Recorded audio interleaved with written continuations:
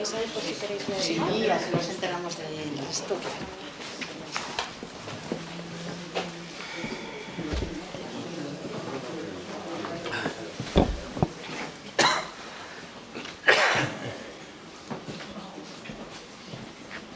Bueno, darles las buenas tardes en primer lugar en este día lluvioso de Madrid y lo que nos queda.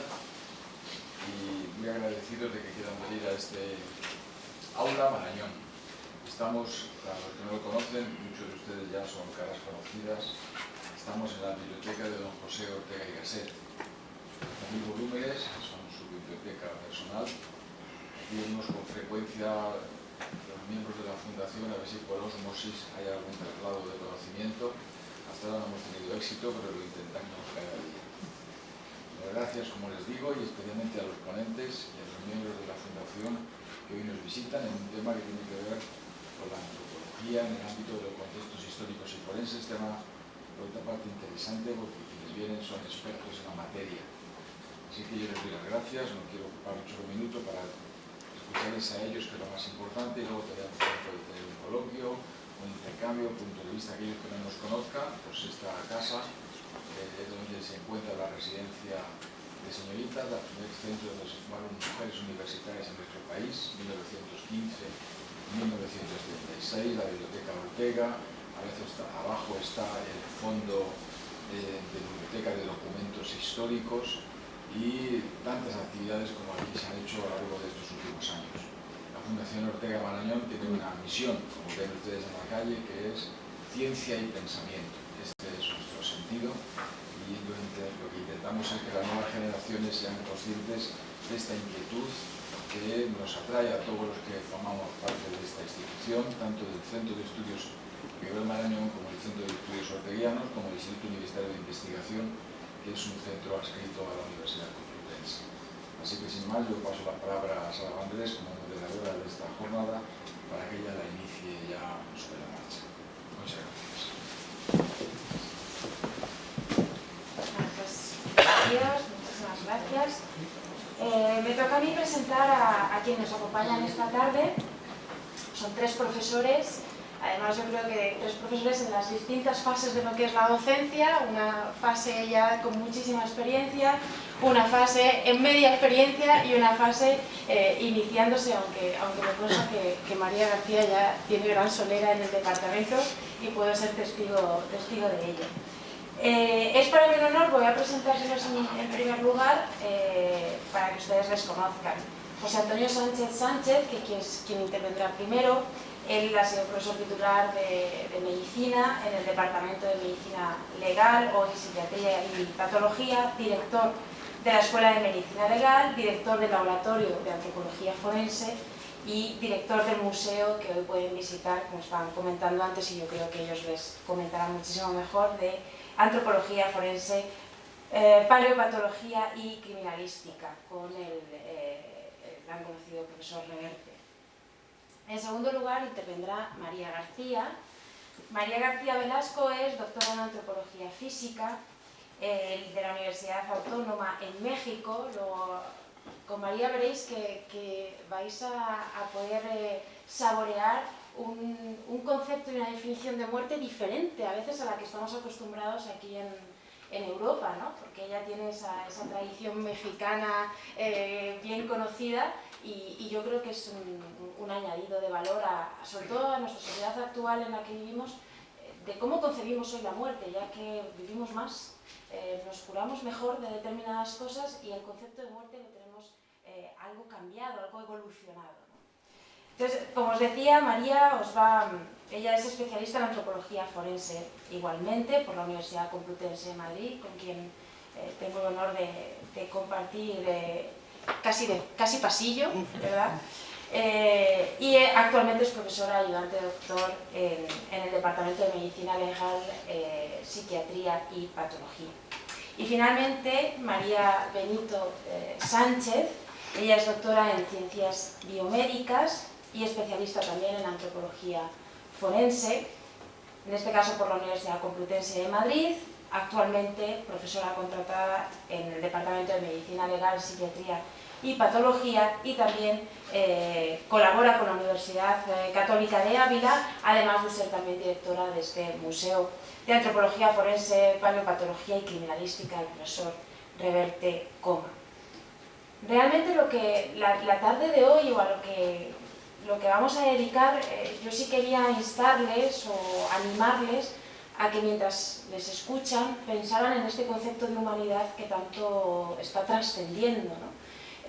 Cómo comprendemos la humanidad, cómo comprendemos al ser humano hoy en día. Vamos a tener una perspectiva del ser humano desde la muerte, ¿no? desde esa trascendencia, y les dejo pues con lo que decía Manrique en las coplas de la muerte de mi padre: ¿qué será de esa trascendencia y de esa vida, de la fama nuestra, después de dejar de estar en este mundo, ¿no? Entonces, sin más, os doy la palabra al doctor Sánchez y adelante. Si que, igual nos cambiamos, si queréis tomar asiento para poder ver la presentación y luego tenemos. Buenas tardes a todos. Me toca a mí abrir fuego, pero en el sentido literal de la antropología forense, no en otro. Y lo que voy a tratar de hacer en estos primeros momentos es centrar un poco el tema, o los temas de los que se va a hablar esta tarde. La antropología forense, como todas las ciencias, pues está claro que su fin primordial es servir a la sociedad. Y empiezo con una imagen y demás que es académica. Académica porque en la universidad lo que nosotros tenemos que hacer para señalar un tema que trabajamos es ya, desde el punto de vista académico, los códigos UNESCO.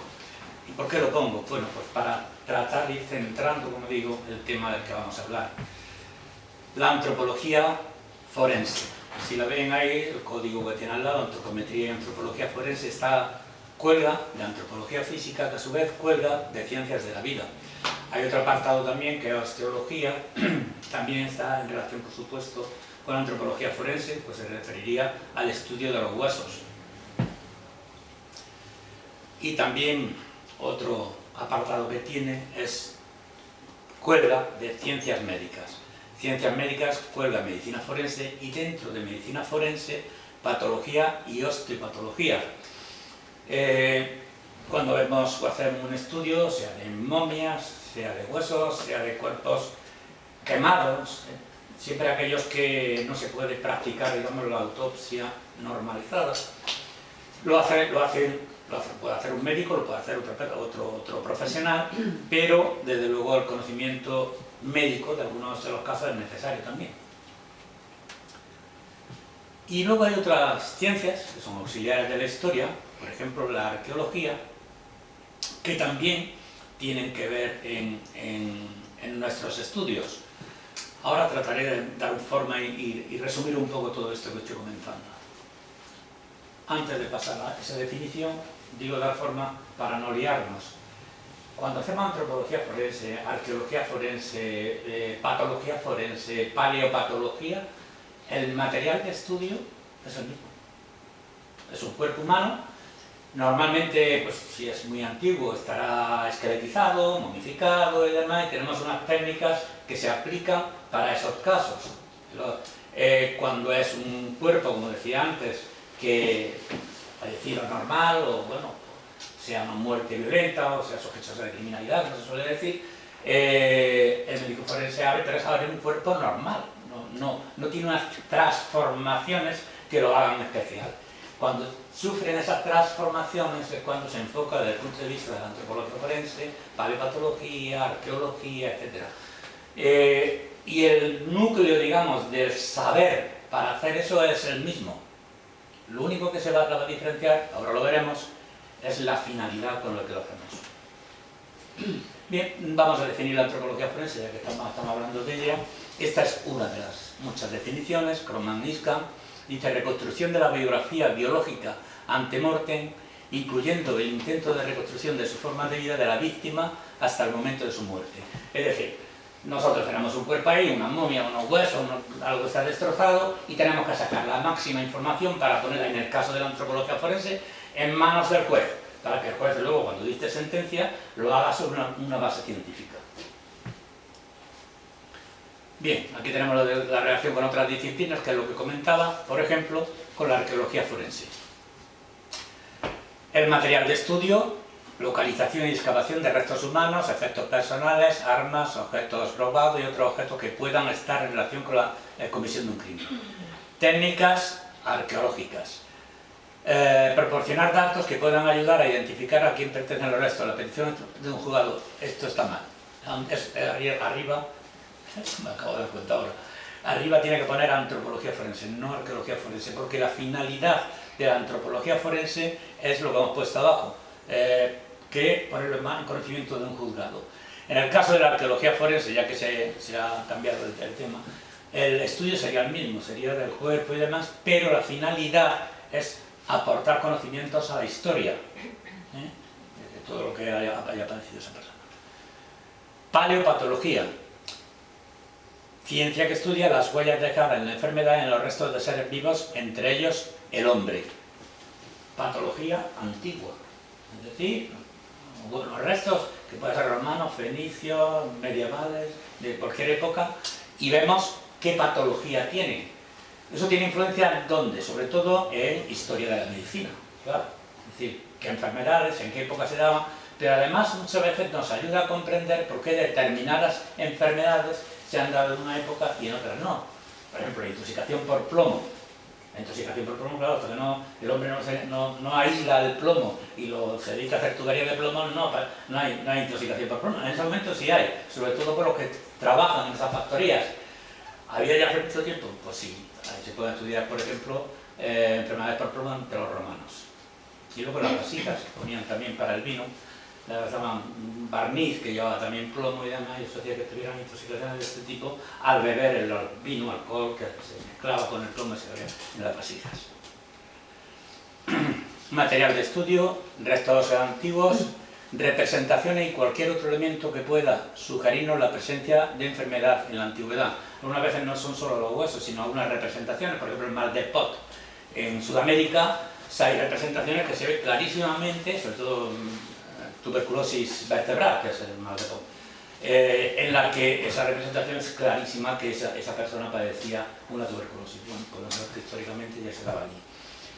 Método de estudio de enfermedades que dejan su huella en los huesos, materiales momificados o cualquier otro sustrato o representación humana. Objetivo, conocer a través de las huellas que quedan en los huesos u otros materiales las enfermedades, en nuestro caso, las enfermedades humanas del hombre.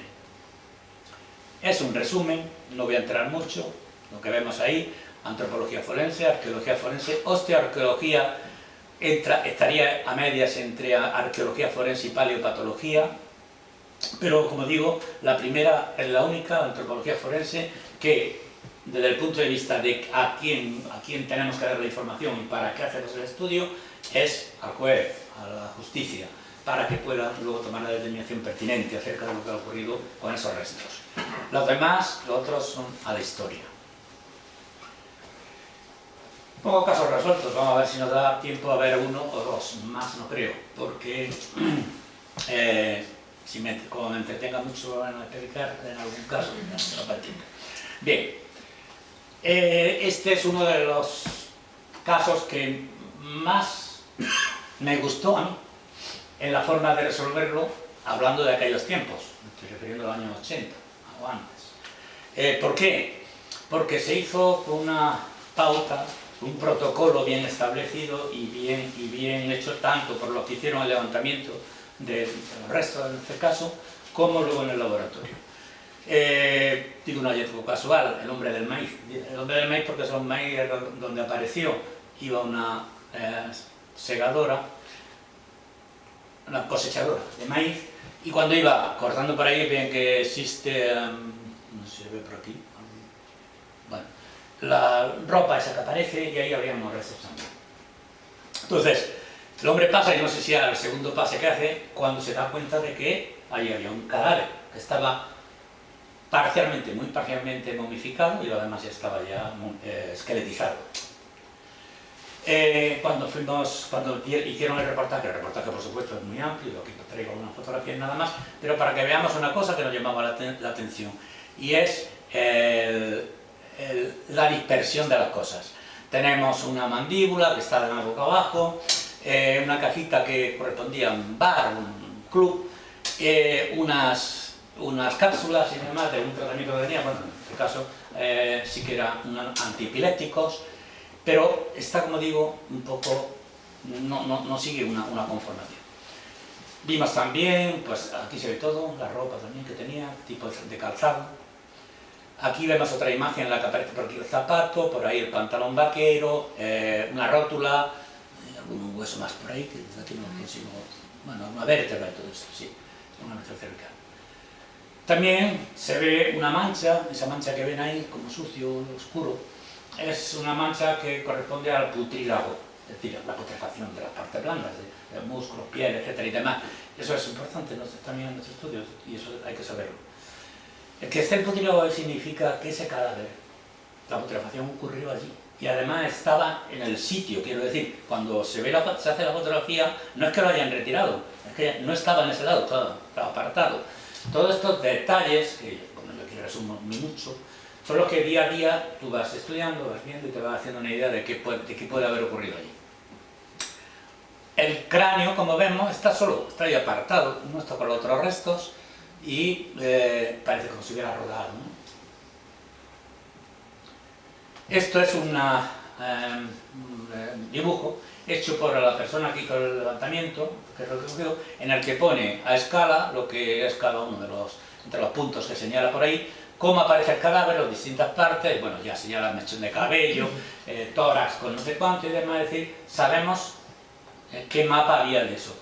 Como estaba, como ya digo, un poco separado y todo y demás, las fotografías dicen mucho, pero esto te dice más todavía, porque estaba bien hecho, estaba hecho a escala, y te dice la distribución que tenía, que luego eso, como digo, luego nos puede ayudar. También la ropa, cuando llegó a nuestro laboratorio, se cogió la ropa, se limpió lo que se pudo, bueno, primero se vio por fuera, con toda la suciedad, con todo, para coger muestras, etc. Y después se limpió. Vimos qué tipo de vaquero era el que llevaba, incluso la talla que tenía de vaqueros, también importa. Y finalmente, una vez que, insisto, habíamos cogido todas las muestras necesarias para enviar al laboratorio, cuando hicimos este caso de ADN todavía no había, para ADN no teníamos, pero sí anatomía patológica y alguna otra cosa que a nosotros se nos ocurriera que nos podía ayudar. Vemos cómo están todos los huesos, aquí tenemos las vértebras y bueno, pues ya empieza a llamarnos la atención que ese tipo de hueso es un tipo de hueso que cuando lo ve, la impresión es que es de una persona joven, no es una persona muy mayor. Luego sí que vemos algún ligero reborde en algunas de las vértebras. Es joven, pero no tanto, bueno, a partir de los 30, 32 más o menos. Empezamos ya con el ribeca artrósico, pequeñito, pero empieza. Sobre todo a nivel cervical, lumbar también, pero cervical, y es lo que hay más quejas que luego en el médico, con 35 años, dicen, que me duele el cuello, y es que sí, ya hay algunos que por mala suerte ya tienen sus ribetes artrósicos, en fin. Pero bueno, no, tampoco era muy mayor, eso ya empezamos a verlo viendo cómo era. Una escápula, también igual, con las mismas características. Una mandíbula que es muy llamativa, porque vemos que tiene, alveolos que ven los huevos, que están vacíos, que no está el diente dentro, se ha caído post-mortem, después de la muerte. Pero los que están como rellenándose, aquel que hay al fondo y aquel otro y demás, no se han caído después de la muerte, se han caído en vida y hacían poco tiempo que se le había caído, estaban tratando de rellenar hueco. El alveolo termina por rellenarse.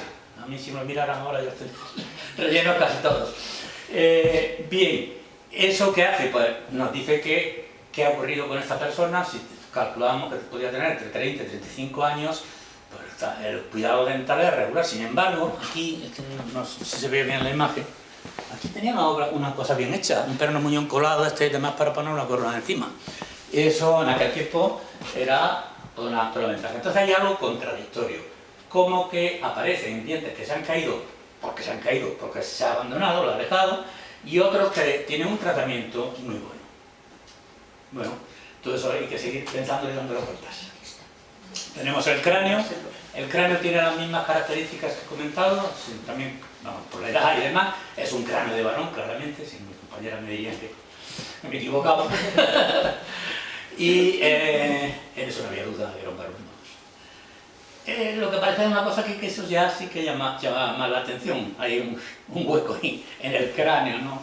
Hay una intervención quirúrgica. Eso es típico de una intervención quirúrgica, una craneotomía, cuando tienen que abrir el cirujano, es así como abre. Primero hacer los taladros y después va abordando de los taladros. Esto ya sí que tienen que haberlo hecho en un hospital. Eso es importante también para la información que vamos a dar, para que luego busquen en hospitales y demás de la zona que se suponga que sea esta persona. Este es el fragmento de parietal craneal que le habían quitado y ahí se lo pusimos encima para que se viera. Se ven las suturas craneales también, las suturas craneales, bueno, más o menos, en relación con la edad. También una cosa que nos llama la atención, las costillas están fracturadas y la fractura es de fuera adentro, es decir, que podría haber sido por un golpe, un puñetazo y demás, pero ese tipo de fractura no es una fractura en vivo, no es una fractura y con la costilla, con el hueso hidratado, es hueso seco, ese tipo de fractura. Hueso seco significa que eso le ocurrió después de muerto y bueno, ya llevaba bastante tiempo que había deshidratado ese hueso. Bueno, con todo esto, por supuesto, la policía en esto y demás, y empezaron a enviarnos de las personas que sospechaban que podían ser él, pues pruebas médicas, entre ellos esta radiografía y este TAC. Si la radiografía ya era bastante llamativa, que se correspondía con esta persona, pero ya desde luego con el TAC es que correspondía milimétricamente. Cogía el TAC, superponía lo que tenía y esto, y correspondía perfectamente. Bueno, pues ya es un detalle más que suficiente para poder establecer que se trataba de este individuo. Pero, como digo, este caso teníamos tiempo medio, bueno, tiempo andábamos como siempre, pero medio sí que teníamos en ese momento y decidimos hacer más cosas. Bueno, esto lo hizo la Guardia Civil. La Guardia Civil en su laboratorio, ellos paraguayos son muy buenos. Entonces, recordáis que dije que había una parte que estaba momificada. Pues lo que tenía momificada era una de las manos. De las manos se trajeron esta huella que ven aquí, lo que tienen reseñada aquí al lado derecho, el dedo está allí al lado izquierdo. Cuando hicieron el estudio vieron que correspondía al mismo individuo que había tenido la lesión esta de la cabeza. Y, para rematar y que quedara encantado con nosotros, hicimos una superposición craneofotográfica con un IVAS de los primeros que había para análisis de imagen y superposición craneofotográfica. Además eso queda muy bien. Con lo que ya no quedó ninguna duda de que se trataba de esta persona. Y bueno, pues envió la información. ¿Qué añadir más? Dos cositas más, nada más a este caso. En este caso nos quedaba lo que habíamos visto que decía que era una controversia con los dientes. ¿Por qué tiene trabajos tan bien hechos? Eso hizo que cuando estaba la policía investigando y demás, dijéramos, bueno, ¿y este sujeto? Ese sujeto tuvo esa intervención quirúrgica. A partir de la intervención quirúrgica, no sería un tumor, me imagino. A partir de esa intervención quirúrgica se volvió inestable psíquicamente. Y desde el sitio donde vivía, pues se dedicó a vivir su vida y a viajar por ahí por todos lados, pero él solo. A mal comer, porque también los huesos había algunos que estaban muy deteriorados a pesar de ser joven, y el tratamiento que tenía en la boca se lo había hecho antes de la intervención, ese pelo muñón colado que tenía. Después de la intervención ya no sirve nada, claro, los dientes se le caían a trozos, las otras piezas que faltaban. Entonces eso pues quedó un poquito ya pues, claro que se debía a ese cambio en su vida a partir de la intervención quirúrgica. En cuanto a los comprimidos, las cápsulas que llevaba en el bolsillo, eran antiepilépticos y sí que necesitaba tomar antiepilépticos. Ahora, ¿cómo se dedicó a llevar una vida de vagabundo? Vaya usted a saber cuándo los tomaba, cuándo no los tomaba y demás. No había lesiones, ya digo que estas que vimos de la costilla y demás, ahora diremos quién lo había provocado. No había lesiones, otras lesiones que le hicieran sospechar que había sido una muerte de origen criminal. No digo que porque había partes blandas que no existían, ahí no entro, pero de lo que teníamos nosotros no había nada. Y las costillas fracturadas estas se produjeron, después de mirar cómo habían aparecido, se produjeron a la vez que se desperdigaron todos los restos, no estaban en su sitio. La máquina cosechadora esta de maíz, cuando pasa lleva un peine delante que va agachando un poquito las cañas de maíz. Como la lleva agachando esos ganchos que lleva y demás, dieron un poquito aquí, también tenía un ligero como un resbalón en el cráneo que lo mandó fuera y le dieron las costillas, porque las lesiones aparecen a la misma altura de las costillas y demás, es decir, que el OMS rompió las costillas. De todas formas sabemos que había sido post-mortem. Es decir, de alguna forma quedó todo bastante bien justificado. El único problema es que, bueno, problema no, porque yo no sé ya que fuera muerte natural o fuera una muerte violenta. Yo estoy porque fue una muerte natural, pero bueno, eso es ya cuestión del juez, que tiene que reunir todas las pruebas, lo que nosotros enviamos, lo que nos envía la policía, lo que los testigos declaren, etcétera, etcétera. Este caso, es más cortito, no tardamos mucho.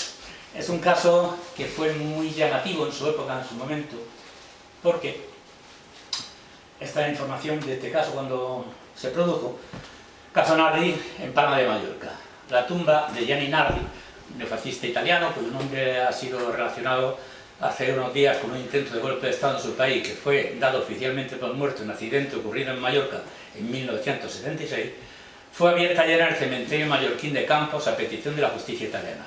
Los restos exhumados serán analizados en Palma para comprobar si corresponden a quien asegura la lápida y consta en los registros de la Interpol. A los 17 años de que la madre del ultraderechista identificara el cadáver de su hijo, que se refugiaba bajo nombre falso, Donatella Di Rosa, Donatella Di Rosa, amante del general Franco Monticone, asegura ahora que Nardi sigue vivo y que participó en la trama golpista.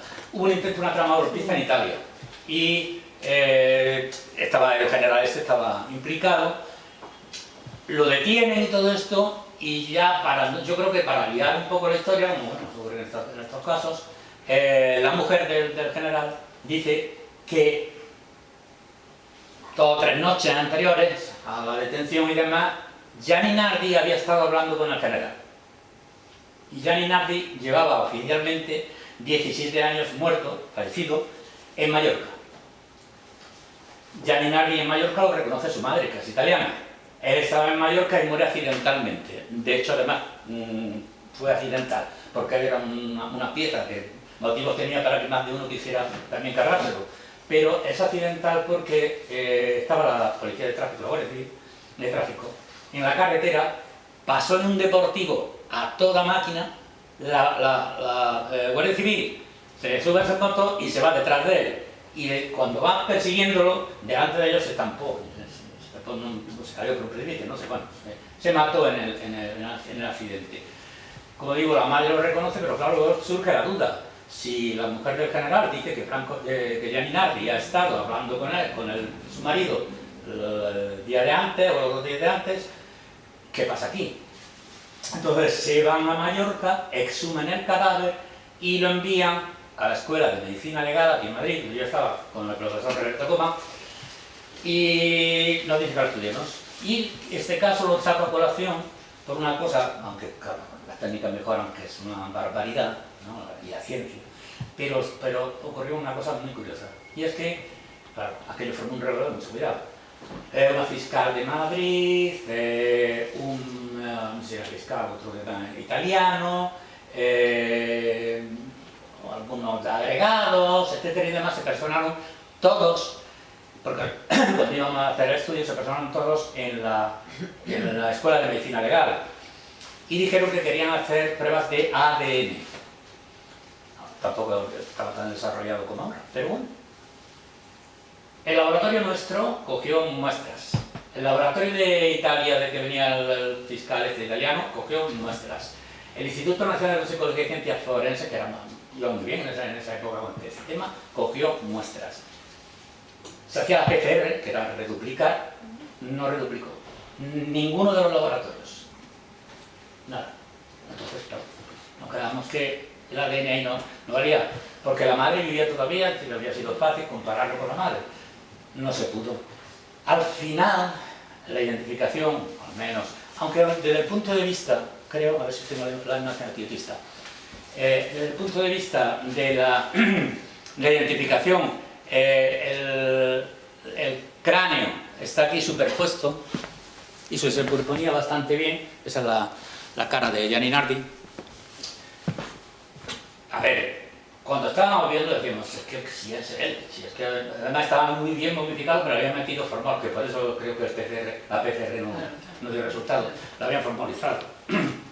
Entonces, cuando se hace cuando lo viene y demás, vemos de todas formas, y vamos a hacer la superposición y demás para que sea la superposición, pues también cuadraba bastante bien. Pero, claro, de todas formas era un poco, había que hacer algo más. Y tenía una fractura de defensa en el cúbito derecho, creo que era derecho, no recuerdo mal. La fractura de defensa cuando se dan, cuando alguien te va a dar con un palo, con una UHD y demás, bate de eso, ¿no? Pones y el cúbito, y van al mismo sitio todos. Esa fractura, se consiguió una radiografía que habían hecho, esto ocurrió en Italia, en el hospital donde estuvo ingresado, y una radiografía, y la fractura coincidía perfectamente. Se quedó ahí, ya, más con lo bueno, y se acabó la historia. Pero bueno, era un caso, fue muy llamativo. Vamos con este, a ver si me da tiempo. Vale, este caso, como digo, hay de todo, siempre está cuerpos en mal estado. Los quemados, sobre todo los grandes quemados, porque uno puede estar un poquito quemado en la piel y demás, pero eso no pasa nada, muere por monóxido de carbono, muere por algún otro producto tóxico, como de la sala esta de las discotecas, si recuerdan y demás, eran productos tóxicos los que había. En este caso se quemó en su coche. Esto fue lo que recibimos en la Escuela de Medicina Legal. Aquí ya vemos que no es solo hueso, también hay partes blandas, se ve un tejido sanguinolento por ahí abajo. Este es el cráneo de esta persona, no sé si lo ven, pero por aquí está roto, por aquí está llave, esta parte de arriba, no sé si tenemos otra imagen que lo veamos mejor. Bueno, sí, la parte de arriba se ha roto, y si ven atrás, a nivel del occipital, en la parte de atrás, eso que sobresale, no es que lo tuviera así el hombre, no, esos son los gases que se forman durante la combustión dentro del cerebro, y hacen que se estire el hueso. Y puede llegar a esa cosa tan asombrosa, ¿no? ¿Cómo es posible que ese tejido, ¿no? Pues ese tejido se estira y se queda así. Por arriba ya no pudo aguantar y estalló. Bueno, esto cuando ves este tipo de lesiones, aunque no tengas todo el hueso y demás, cuando ves que abre hacia afuera y demás, de dentro a afuera, ya sabemos que no es una lesión intencional que se haya dado a otra persona. No ha intervenido nadie. Es que ha ocurrido así.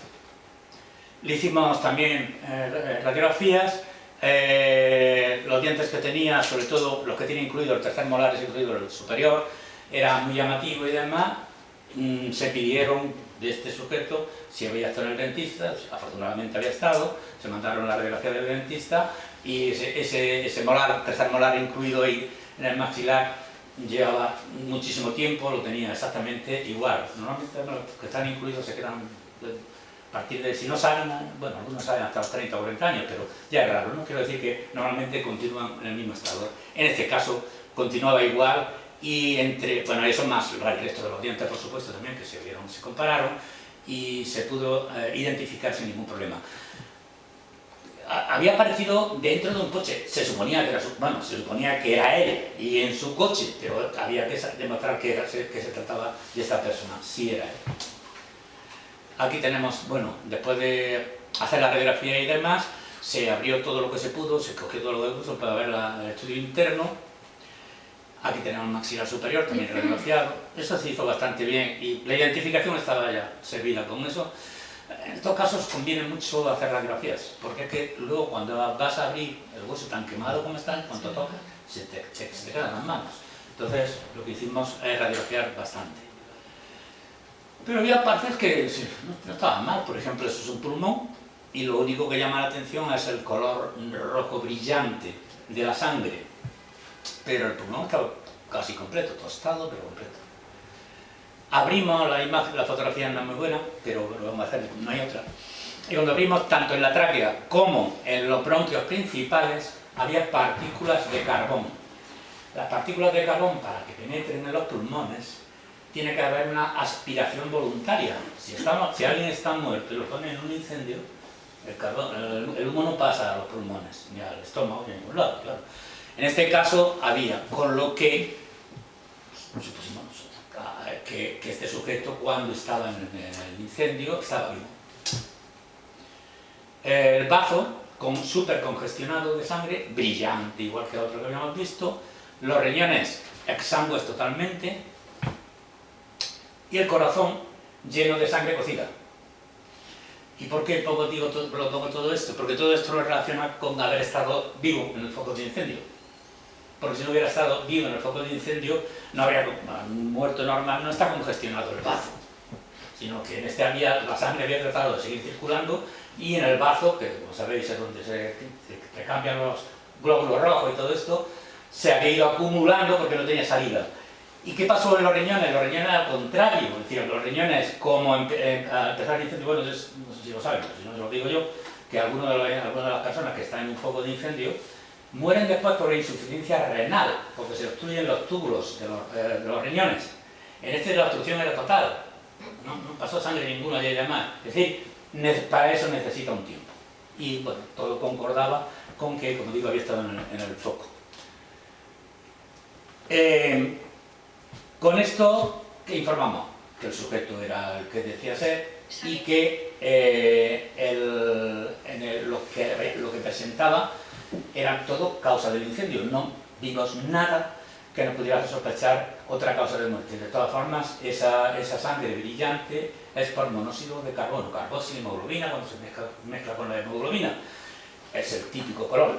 Se hizo una prueba de laboratorio, salió la carboxihemoglobina, que era mortal de necesidad, y ya a partir de ahí, como digo, dictamina el juez. Pero vamos, en este caso la cosa que estaba bastante clara, porque luego sí, bueno, pues hablando con los que habían estado a pie de obra, como se suele decir, sí que comentaron que era un empresario, que tenía muchos problemas económicos, que tenía problemas con la mujer también, no sé, bueno, la familia, ¿no? Vamos a generalizar. Y probablemente pues fue un suicidio. Y no voy a decir más porque si no le pido tiempo a mis compañeros. No, muchas gracias.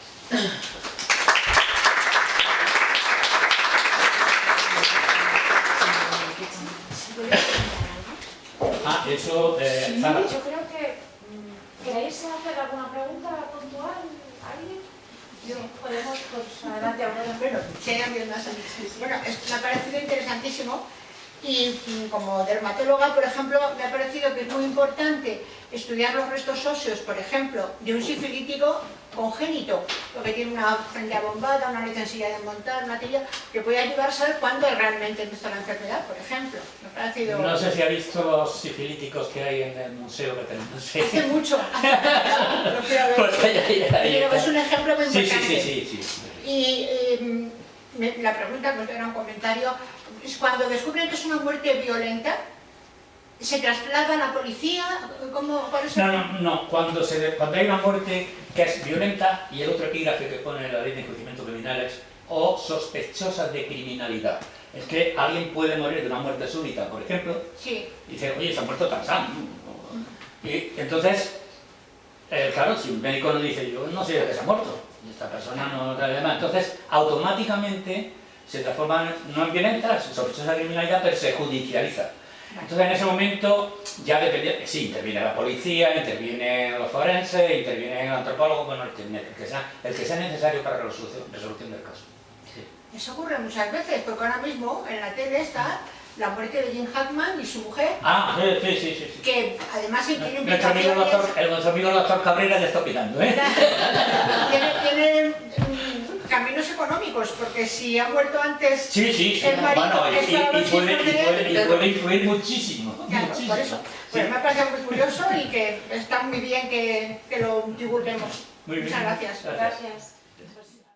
Pues nada, primero sobre todo agradecer a todos los presentes, porque con este tiempo que está haciendo ya es un mérito que nos habéis acompañado esta tarde, y sobre todo a la Fundación y a Sara por la invitación, ¿no?, de compartir hoy un ratito esta tarde para hablaros de las maravillosas cosas que tiene la antropología en general, ¿no? Yo voy a cambiar un poquito de tercio. Vamos a hablar un poco de la antropología física y las modificaciones corporales. Como decía el doctor Sánchez antes en su presentación, si se acuerdan al principio, habló un poquito de la antropología física, ¿no? Hizo como una breve descripción, apareció. nos encanta describir lo que vamos a explicar, ¿no? Para poner un poco en contexto a aquellos que igual no estéis tan familiarizados con, por ejemplo, la antropología física, ¿no? La antropología física es sobre todo una rama de las ciencias biológicas y que va a estudiar al ser humano desde el punto de vista biológico, o sea, desde un marco muy amplio y muy general de todo lo que somos como humanos y lo que nos hace humanos, ¿no? ¿Y a qué nos referimos con modificaciones corporales, que es parte del título de esta presentación? Pues nos vamos a referir a cualquier adorno corporal y las características que éste adopta, sobre todo a lo largo del tiempo y entre las distintas culturas, ¿no?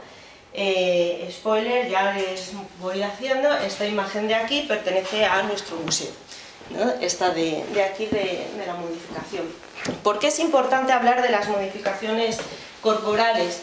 Porque no solamente es algo que vamos a ver de manera externa, sino que van a dotar a nuestro cuerpo, a nosotros mismos, de un universo simbólico.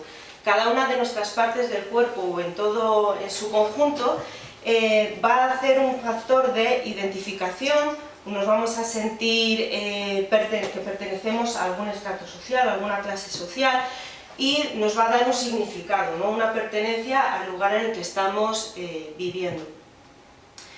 Pero ahora me pueden ustedes preguntar, bueno, ¿qué tiene que ver la antropología física con las modificaciones corporales? Porque les estoy hablando desde un punto de vista biológico, pero de repente digo un sentimiento de pertenencia en la sociedad, ¿no? Pues para unar ese tipo de conocimiento, para unar la antropología física, la antropología cultural, la biología, etc., en 1970 surge el concepto de la biarqueología, ¿no? Que es como una batidora donde metemos todo, es el marco teórico que además de todo esto que les estoy comentando, va a poder ayudarnos a saber la procedencia de los individuos, dependiendo de la época temporal en que estemos estudiando, incluso hábitos de higiene, conocimientos terapéuticos, ¿no? Relacionados con las diferentes modificaciones corporales que vamos a ver, incluso la pertenencia a diferentes estratos sociales, ¿no? Tenemos muchos tipos de modificaciones corporales. Tenemos las temporales. Si nos miramos entre nosotros, entre todos los asistentes, llevamos un tipo de joyas, llevamos un tipo de pintura facial o un maquillaje, llevamos en otros casos una pintura a veces corporales, ¿no? O diferentes tipos de ropa. Y luego vamos a tener otro tipo de modificaciones que son las permanentes. Como no tenemos mucho tiempo, ¿no? Y este tema es amplísimo, yo he elegido las modificaciones permanentes para hablar hoy por la tarde. Modificaciones permanentes, pues entre ellas tenemos los tatuajes. Están relacionados sobre todo con la piel y la verdad es que todos estamos súper familiarizados con lo que son los tatuajes, ¿no? Casi el 40% de la población, en un artículo que he leído hace poco, tenía algún tatuaje. Algún tatuaje va como por ejemplo desde estos de aquí, que son más actuales, que seguro que todos o algunos si en su familia o si no tiene algunos de estos son los microtatuajes, que son los pequeñitos, ¿no? Que se han puesto muy de moda, pero en los inicios del estudio de los tatuajes podíamos encontrar todos estos grupos. Podíamos encontrar tatuajes etnográficos, tatuajes artísticos, carcelarios, ¿no? Seguramente habrán oído hablar de esos típicos tatuajes carcelarios, aunque ahora ya afortunadamente el tema de los tatuajes no está ya tan estigmatizado, sí hubo un tiempo que estuvo muy estigmatizado, ¿no? Sobre todo porque se relacionaba con este grupo, ¿no? Sea como sea el momento de la historia, ¿no? Que nos movamos, los tatuajes siempre han sido un simbolismo, han intentado mostrar pues, la pertenencia, ¿no? La pertenencia a un grupo social, la pertenencia pues, a una población y sobre todo también han estado muy relacionados con los rituales de paso. Estos tatuajes etnográficos que les comentaba pues, están asociados a esos momentos que por ejemplo pasamos de la niñez a la adolescencia o de cuando se produce un casamiento, etc., ¿no? Ahí tienen ustedes una imagen de una momia que yo tengo mucho cariño, ¿verdad? Me gusta mucho hablar de Otzi, no sé si a alguien le suena a Otzi, es este de aquí, es la momia más antigua del mundo, tiene 5.000 años, está congelada y apareció en los Alpes, ¿no? Para no hacer la historia muy larga, porque la verdad es que es apasionante la historia de Otzi, de toda la información que ha otorgado esta momia, todos los puntos donde ven las T's son tatuajes. Estamos hablando de tatuajes de 5.000 años de antigüedad. ¿Y esos tatuajes cuáles son? pues rayas, puntos, unos diseños muy básicos, pero que ya nos habla de toda la tradición que hay sobre este arte de pigmentar la piel. Obviamente no sabemos por qué se los hizo Otzi, pero bueno, si extrapolamos un poco la idea, probablemente al estar como categorizado como un pastor, ¿no? Pastor recolector que fue asesinado, pues podrían estar relacionados con la pertenencia a un grupo suyo, ¿no? Al grupo que pertenecía.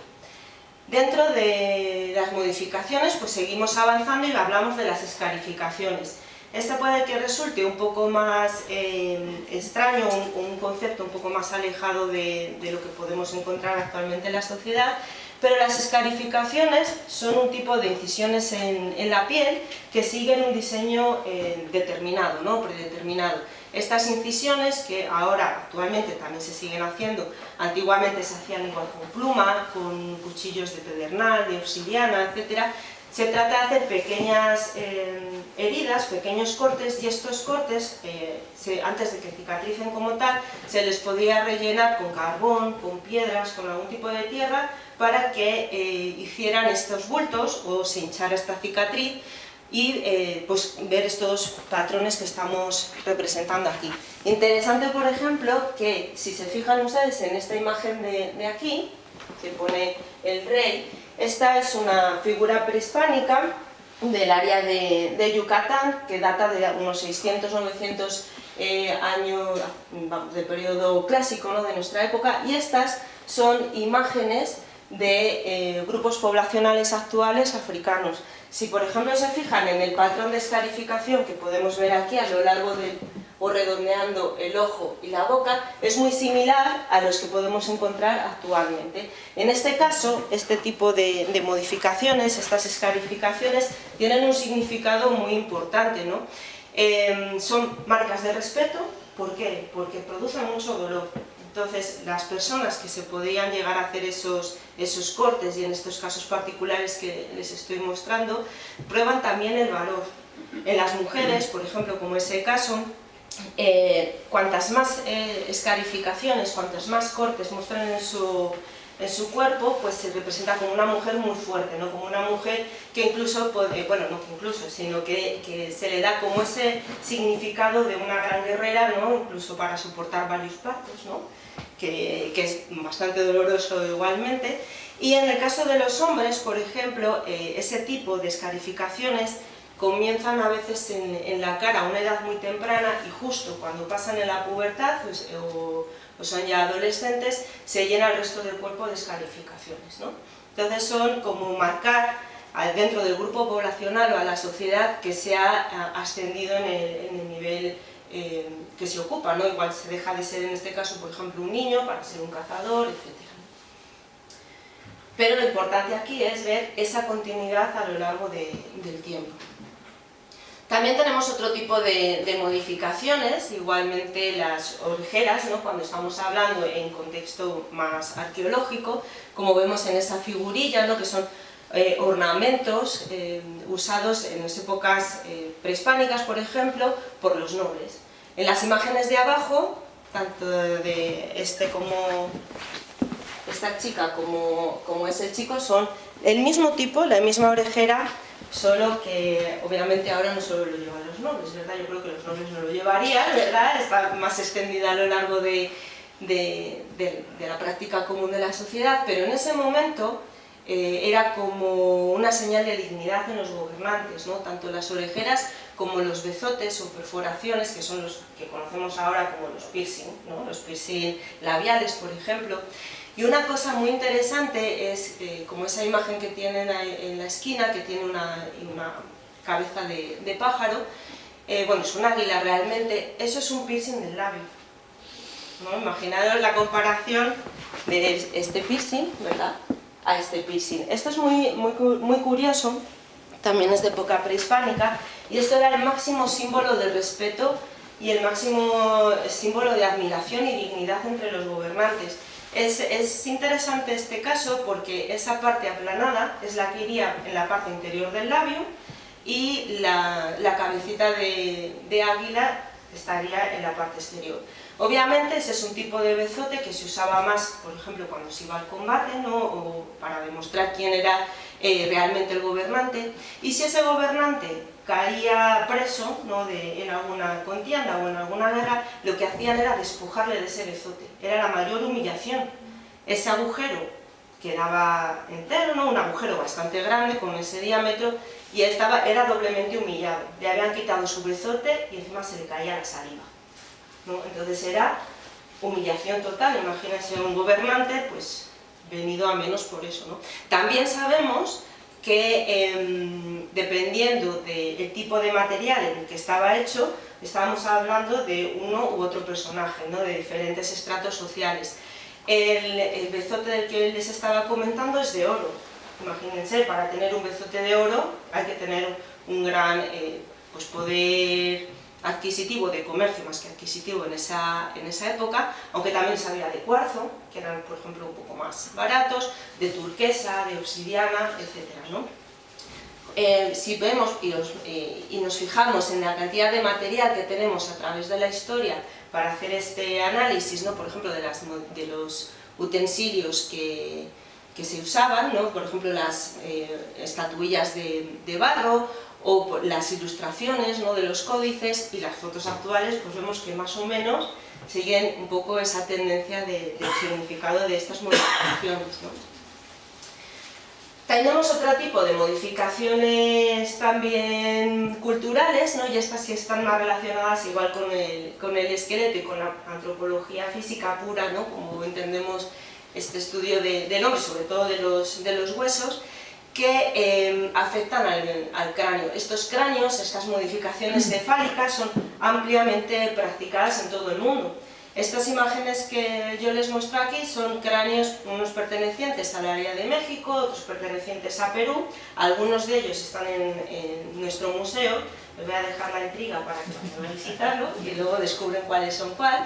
Pero si se fijan, pueden ver la cantidad de diseños. Estos diseños, esta manera de producir estas modificaciones, también están muy relacionadas con el área cultural de los que provienen los individuos y el grupo social. Importante señalar que para conseguir estas modificaciones cefálicas hay que hacerlas en la primera infancia de los bebés. Por eso que les he puesto aquí un cráneo de un individuo infantil. Los triangulitos, que están un poco más oscuros, no sé si se ven demasiado bien, es lo que se llaman las fontanelas. Es lo que cuando vemos el cráneo de un bebé y le vemos aquí arriba, lo vemos un poquito hundido, es esta parte de aquí, y esas fontanelas, que son cartílagos, son lo que permiten que el cráneo vaya creciendo hasta alcanzar pues la morfología normal, ¿no? Que todos tenemos. Si durante ese periodo de crecimiento le ponemos cualquiera de estos utensilios, ¿no? Ya sea por ejemplo un plano aquí en la frente y otro en la parte de atrás de la cabeza, o como esta especie de gorrito, ¿no? Que tiene una parte alargada y dos en los lados, vamos a conseguir un diseño diferente. Por ejemplo, si nos fijamos aquí, vemos perfectamente que este modelado es distinto, por ejemplo, a este modelado. En este modelado lo que se ha hecho ha sido colocar aquí unos planos, el cráneo ha crecido hacia arriba, y aquí lo que se ha hecho es poner un plano de compresión en el frontal y otro en la parte del occipital. Estos cráneos son del área de México y este cráneo es de Perú. ¿Vale? Entonces, diferentes modelados nos hablan. Aquí sí retomo eso de los conocimientos terapéuticos, de todo el tema de manipulación del cuerpo que tenían estas poblaciones, porque es una técnica que lleva sus complicaciones. Si por ejemplo se pasa en la segunda infancia, es más probable, por ejemplo, provocar unos daños irreversibles a los niños, ¿no? Entonces es muy interesante. ¿Qué podemos ver ahora con respecto a las modificaciones cefálicas? Siempre me gusta hacer esta comparación, aunque obviamente ya no es por el mismo motivo, ¿no? Pero no sé si se han dado cuenta, por ejemplo, que hay ahora muchos niños que llevan estos cascos, que son como de fibra de vidrio, un poco más de plástico, que lo que se está evitando hacer estas modificaciones posicionales, porque el niño duerme mucho tiempo boca arriba, es este tipo de modificación la que se ha provocado en el niño. ven aquí como un poco asimétrica, ¿no? La parte derecha, según ven la foto, lo que pasa ahora es que cuando se detecta esa modificación en el niño por aplastamiento durmiendo boca arriba, inmediatamente se le coloca el casco. Entonces ese casco lo que hace es reorientar el crecimiento de los huesos y se da una forma pues más redonda, como la que estamos más acostumbrados a ver en el cráneo. Lo mismo, esos cascos pues se ponen en los primeros meses de nacimiento, ¿no? Entonces, salvando las diferencias, ¿verdad? Porque ahora es por otro tipo de problemática, pero estamos jugando y estamos modificando el cráneo. Otra de las cosas importantes, estas modificaciones importantes, pues las dentales. Lo mismo, podemos irnos muy atrás en el tiempo, como esas modificaciones dentales que tenemos aquí, son modificaciones también prehispánicas de América. Si ven la cantidad de diseños, son muy variados. Estas modificaciones pues se hacen a partir de limados, distintos tipos de raspados, y lo mismo, podemos evaluar o podemos hablar sobre estas técnicas de manejo o de control de cómo limar los dientes, cómo, por ejemplo, evitar infecciones, porque si se fijan, por ejemplo, en esta parte de aquí, este diseño tan bonito, ¿no?, de tridente, que es perfecto, y lo comparamos con este, igual es que este estaba en prácticas y este ya era el maestro, ¿no? Aquí se ha ido un poco, ¿no?, se ha pasado de la corona, y aunque en un primer acercamiento no debería ser demasiado doloroso este tipo de limado, que lleva mucho tiempo, porque, en fin, con una fibra, por ejemplo, vegetal, hacer ese desgaste llevaría mucho tiempo. En esta parte de aquí, pues ya transgrediendo, llegando un poco más a la raíz, podría haber causado bastante más dolor, ¿no? Entonces nos habla también de un conocimiento anatómico, de un conocimiento terapéutico para aplicar estas técnicas. Tenemos aquí otro ejemplo, esto es un cráneo tamil, bueno, aquí ya les he desvelado un poco el secreto, este también está en nuestro museo, ¿verdad?, pues lo pone ahí, y si se fijan, la modificación está sobre todo en los incisivos centrales, ¿no? Es como una especie de flechita. Todo esto es por erosión, ¿no?, y por degradación de la corona. Pero luego tenemos otro ejemplo, como es el que está en la parte de abajo, en el cual tenemos incrustaciones de piedras preciosas. Podemos tener jade, podemos tener obsidiana. En ese caso, por ejemplo, lo que se hacía es con un palo, como si fuese un torno, desgastar la parte de la corona lo suficiente y con el diámetro adecuado para luego, con una especie de pegamento, poner esas piedrecitas y pues adornar la sonrisa. Pero como vemos al lado, esto no se ha quedado en el tiempo, sino que tenemos ahí a nuestra Rosalía, ¿verdad?, a Katy Perry y a Kim Kardashian, ¿no?, que alguna conoceremos, que tienen sendas modificaciones dentales. Aquí tienen unas fundas de oro, aquí no se ve muy bien, pero es una piedrita que yo interpreto que va a ser un brillante, no sé por qué me da a mí que pueden ser hasta diamantes, y Kim Kardashian, aquí incluso con su nombre, ¿no?, en la cual tiene ya una cantidad de piedras preciosas de un valor que lo mismo, aunque estemos hablando en la parte de la izquierda del periodo prehispánico y en la parte de abajo del momento actual, nos están hablando de pertenencia a un grupo y nos está demostrando qué clase social. No todo el mundo puede ponerse unos diamantitos aquí colgados en el colmillo en vez de pues una piedrecita de esta de pegatina, casi de los que cuestan €1, ¿no? Entonces, a lo largo del tiempo, aunque las técnicas van variando, siempre se van a significar de la misma manera, ¿no? Pertenencia, cómo nos situamos nosotros en el mundo y cómo queremos que nos aprecien, por un lado, y por el otro nos están hablando de todos estos conocimientos anatómicos, terapéuticos, etcétera, que se tienen pues desde hace muchos años, ¿no? Ya para terminar, no me quiero extender mucho más, además de todo lo que hemos hablado de las modificaciones corporales, perspectiva histórica, estrato social, ¿no?, pertenencia a un grupo social, o biológica desde el punto de vista de cómo hacemos estas modificaciones y qué conocimientos terapéuticos aplicamos, muchas de estas, como por ejemplo los tatuajes, ¿no? Arriba un tatuaje de Iron Maiden, esta foto de este tatuaje pertenece a un caso de identificación por medio de ese tatuaje, o las radiografías, por ejemplo, de los diferentes trabajos dentales, ¿no? Como ha estado mostrando antes el doctor Sánchez, o la simple análisis del esqueleto, también ayudan mucho y son técnicas auxiliares, en algunos casos primarias, cuando hablamos de la odontología, en los procesos de identificación humana, ¿no?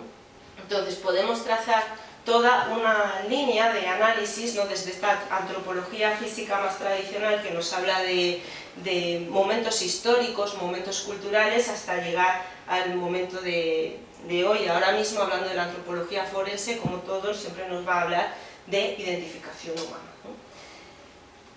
Aquí les dejo un poco la información de nuestro laboratorio en el QR de arriba, en el cual hablamos, o bueno, publicamos eventos como este en el que estamos hoy, ¿no? Para hacer un poco más de difusión de la antropología.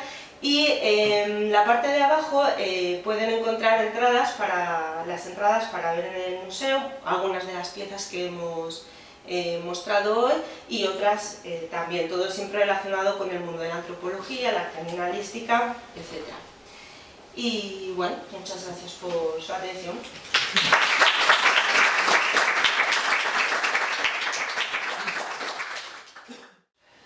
Como comentaban antes mis compañeros, bueno, por un lado se ha hablado de antropología forense, por otro lado se ha hablado de antropología física. Para cerrar este ciclo me toca a mí hablar de una parte de la antropología física que, como decía antes José Antonio, también utiliza la misma metodología que la antropología forense, que es la del estudio de personajes históricos.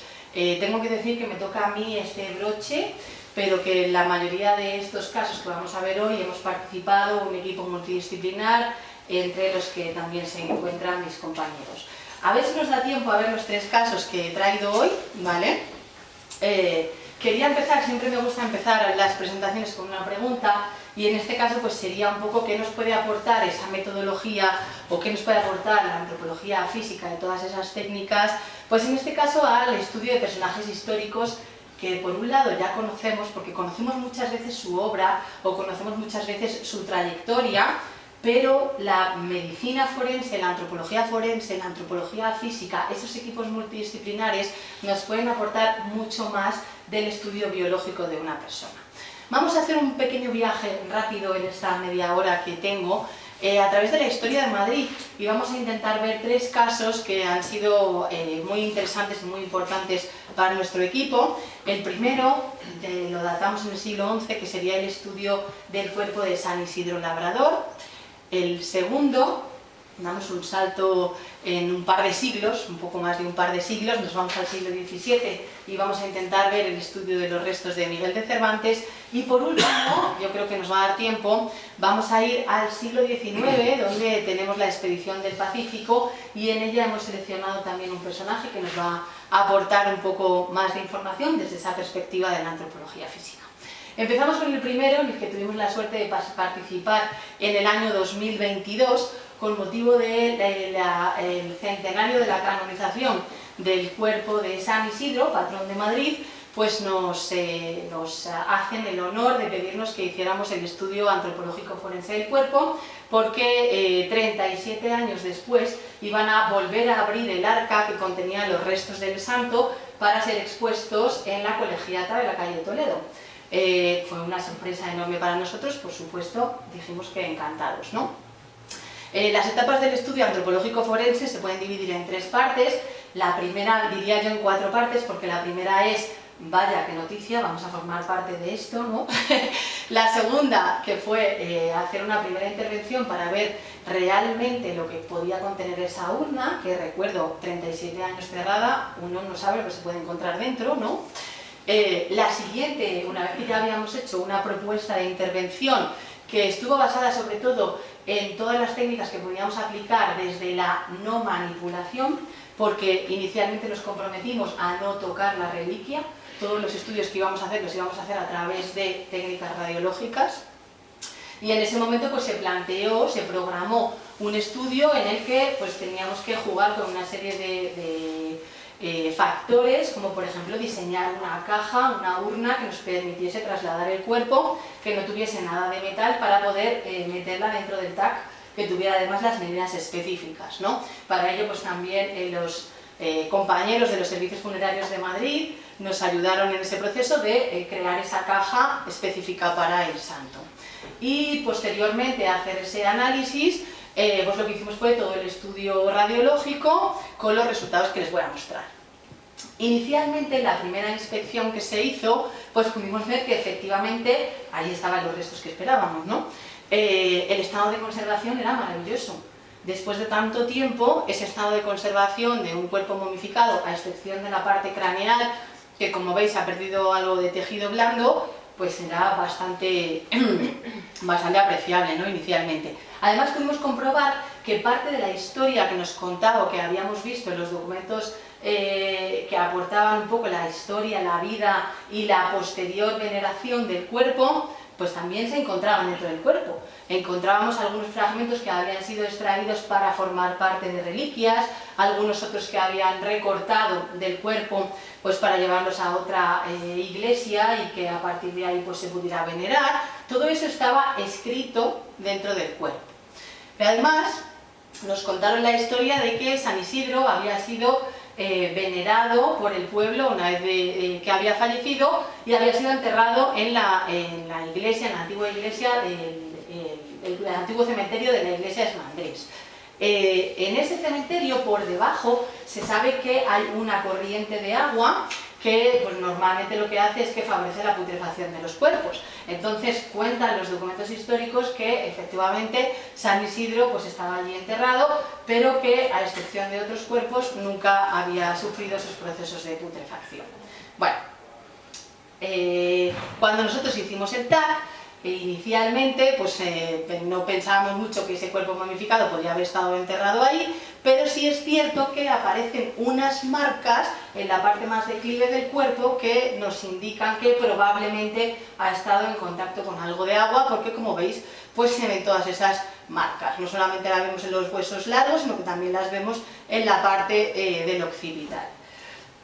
Aparte de eso, cuando hicimos el TAC ya en la Fundación Jiménez Díaz, nos encontramos una serie de hallazgos en el momento que nos resultaban bastante curiosos.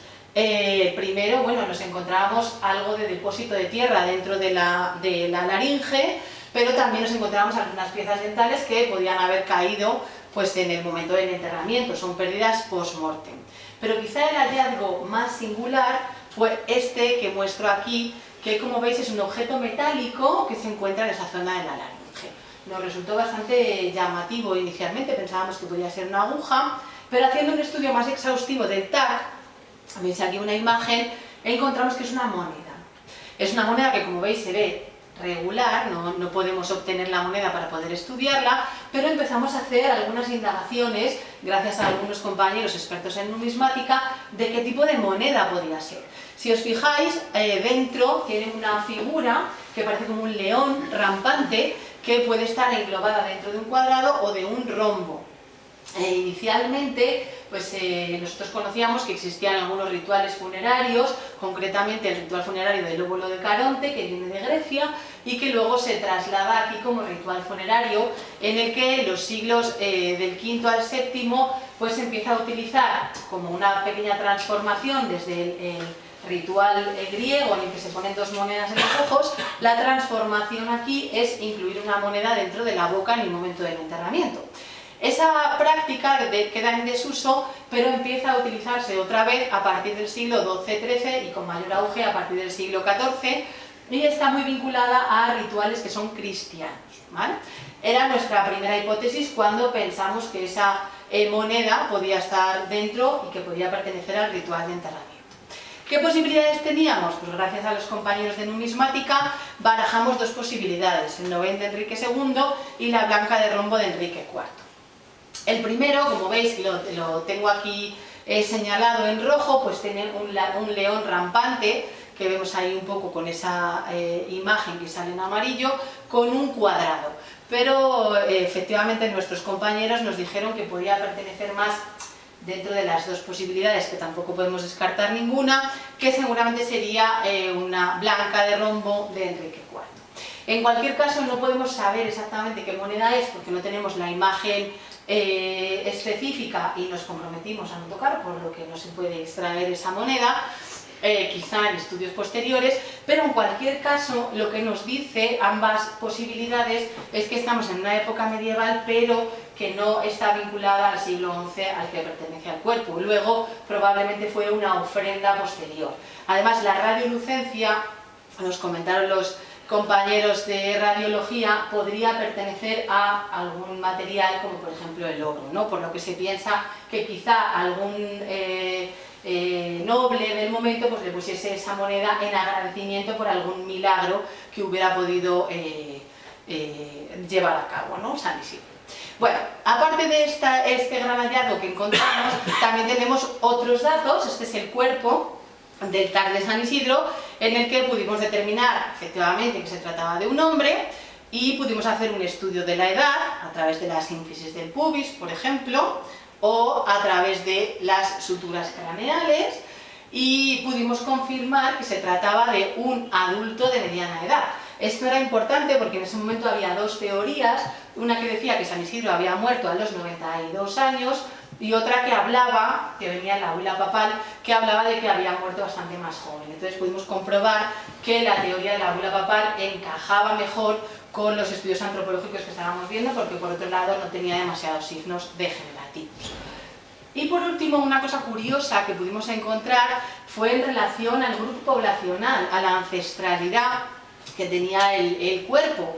Realizamos una serie de índices poblacionales y de caracteres no métricos para poder determinar que había una mezcla de caracteres poblacionales, pero con una predominancia bastante grande de los grupos africanos. En esta imagen que tenemos aquí, pues vemos en azul los índices que salen africanos, en rojo o en naranja los que salen asiáticos y en verde los que salen europeos. Luego tenemos una mezcla poblacional, pero con esa predominancia que decía. A nivel de los caracteres no métricos también vemos estos huesos que están señalando la flecha azul, que son huesos epactales, que también están vinculados con grupos poblacionales que no son caucásicos, y el prognatismo, que es una prominencia del maxilar superior, que como veis está muy marcada. En esta imagen pues veríamos en el cráneo que está más a la izquierda, en el primero que vemos en la pantalla, que es un cráneo caucásico, puramente caucásico, y el que está al otro lado del cráneo de San Isidro, que sería un puramente africano, ¿no? Y vemos que está en un grupo más parecido al africano, ¿no? Aquí tenemos otra imagen donde se observa ese prognatismo, y por si acaso quedase en dudas, pues se hizo un análisis de componentes principales en el que, utilizando cráneos de origen ancestral conocido, se incluyó el de San Isidro y, como veis, sale muy vinculado a esas poblaciones más africanas, ¿no? Uy, perdón. Para terminar así con este resumen de la ancestralidad, que a todos nos resultó muy chocante en el momento, hay que decir que se revisaron todos un montón de textos históricos y que le pedimos ayuda a algunos compañeros que nos dijeron que efectivamente no era tan raro encontrar en esa época del Madrid alto medieval mezcla de poblaciones. De hecho, aquí tenemos una imagen en la que vemos una ilustración dentro de las cantigas de Santa María, en la que vemos esa mezcla poblacional de Madrid alto medieval, ¿no? Por otro lado, no puedo terminar de explicar este estudio sin hablar de las limitaciones que teníamos, que inicialmente, pues ya lo he dicho, la primera era no tocar. Ese compromiso de no tocar pues también nos limitó a nivel de poder tomar muestras de ADN para hacer posibles estudios de grupos de ancestralidad o incluso pruebas de datación, ¿no? O sea, que en ese momento pues nos quedamos un poco limitados por ese compromiso que teníamos de no tocar la reliquia, ¿no? Bueno, os he traído esta imagen, que es una de las reconstrucciones faciales que se hizo en el momento, que es a nivel escultórico, con escayola, pero ya os adelanto que seguimos trabajando en este caso y que próximamente pues tendremos una nueva reconstrucción facial virtual que nos gustaría presentar pues para la festividad de San Isidro, en mayo con un nuevo rostro, no un nuevo rostro, sino con todos los nuevos datos que se han ido obteniendo, pues con motivo un poco de la festividad. Pero bueno, este es el que se presentó en el momento, en el año 2022. Saltando históricamente por ese viaje que os decía a lo largo de la historia de Madrid, pues saltaríamos un poco al siglo de oro y nos vamos a este proyecto Cervantes, en el que la antropología pues también nos ayudó mucho a determinar algunas, características concretas, ¿no?, de don Miguel de Cervantes, que todos conocemos, ¿verdad? Bueno, en ese momento, en el año 2015, nos proponen también formar parte de ese estudio para la búsqueda, localización e identificación de los restos de Miguel de Cervantes que estaban enterrados en el convento de las Trinitarias de Madrid. Nos cambiamos ahora mismo, cambiamos de barrio y nos vamos al barrio de las Letras de Madrid, donde está el convento de las Trinitarias, el nuevo convento de las Trinitarias, ¿vale? Porque inicialmente ese convento de las Trinitarias estaba localizado en el barrio de las Letras de Madrid, pero en otra calle, y en ese antiguo convento es donde Miguel de Cervantes y su mujer son enterrados en el siglo XVII. Ahí abajo tenemos Miguel de Cervantes y Catalina de Salazar, que son enterrados en ese convento primitivo. En 1673 se plantea la remodelación de ese convento para crear uno nuevo, de tal manera que el antiguo se va a desacralizar y lo que se pide es el traslado de todos los restos que estaban allí enterrados al nuevo convento, de tal manera que un registro cementerial de 17 personas son los que en ese momento son trasladados al nuevo convento, que está en construcción desde 1673 hasta 1730. Muchos años después, en 2015, es cuando nos piden, a través de un proyecto del Ayuntamiento de Madrid con otras instituciones, que vayamos a intentar recuperar los restos de Miguel de Cervantes. Aquí tenemos una lista de esas personas que estaban enterradas en la iglesia primitiva. Y como veis, pues tenemos algunos nombres conocidos: Miguel de Cervantes, el tercero, Catalina de Salazar, un poquito más abajo, y al final vemos que también aparece en el registro 6 niños que antiguamente se registraban como niño de y el nombre del padre en ese momento, ¿vale? Esto es importante para que luego podamos tener un poco en mente cómo se hizo esa recuperación de los restos de Cervantes. Como comentaban también mis compañeros antes, para hacer la identificación, que hemos hablado todos un poco de identificación, necesitamos el cotejo de los datos ante mortem, que en muchos casos pues, nos los da la historia clínica o la historia odontológica, y los tenemos que cotejar con los restos que vamos a estudiar, ¿no?, con los restos óseos. Pero en este caso, ¿cómo íbamos a saber nosotros cuál era esa información ante mortem de Cervantes, ¿no? Bueno, pues la sabemos porque él mismo se describe en el prólogo de las novelas ejemplares. Y él dice esto que leéis aquí, ¿no? Este que veis aquí, de rostro aguileño, de cabello castaño, frente lisa y desembarazada, de alegres ojos y de nariz corva, aunque bien proporcionada. Las barbas de plata que no a 20 años fueron de oro, bigotes grandes, la boca pequeña, los dientes ni menudos ni crecidos porque no tiene sino 6. Tic, esto nos interesa, ¿no? Y esos mal acondicionados y peor puestos, porque no tienen correspondencia los unos con los otros. Cervantes nos está diciendo que en ese momento, a los 66 años, solo tenía 6 piezas dentales. A lo mejor no eran 6, pero desde luego tenía muchas pérdidas ante mortem. ¿Qué más nos dice? El cuerpo entre 2 extremos, ni grande ni pequeño. La color viva antes blanca que morena, algo cargado de espaldas. Luego podíamos pensar que podía tener alguna cifosis, ¿no?, una curvatura normal de la columna vertebral, ¿no? Fue soldado muchos años y 5 y medio cautivo, donde aprendió a tener paciencia en las adversidades. Perdió en la batalla naval de Lepanto la mano izquierda de un arcabuzazo. Sabemos que realmente no la perdió, sino que perdió la funcionalidad, por lo que se buscaría es una anquilosis, una pérdida de esa funcionalidad en la mano izquierda. Entonces, ¿qué buscábamos? Buscábamos 17 personas que venían de esa iglesia primitiva, y entre ellos un hombre de 68 años con una posible cifosis en la columna vertebral y una mano izquierda anquilosada. Algo parecido a lo que vemos en esta imagen. Parecía todo fácil, ¿no? Así que con esto comenzó la búsqueda y tuvimos 3 fases: la fase de prospección, la de exhumación y la del análisis de los restos. Esto es una reconstrucción de la cripta de las Trinitarias. Ahí vemos la basílica y luego vemos cómo a través de las escaleras se puede bajar a la cripta donde estaban enterrados los restos que íbamos a intentar buscar de Miguel de Cervantes y otras personas que también estaban ahí enterradas, ¿no? Se dividió el suelo de la cripta en diferentes sectores porque en este caso también teníamos el compromiso de no sacar nada de la cripta, por lo que toda la tierra se tenía que mover de un sitio a otro y teníamos que trabajar en ese poco espacio con la parte un poco arqueológica, la parte de excavación, la parte antropológica, de todos esos niveles que estamos viendo y en el que quiero que prestemos especial atención esta tarde a ese nivel donde vemos la flecha azul.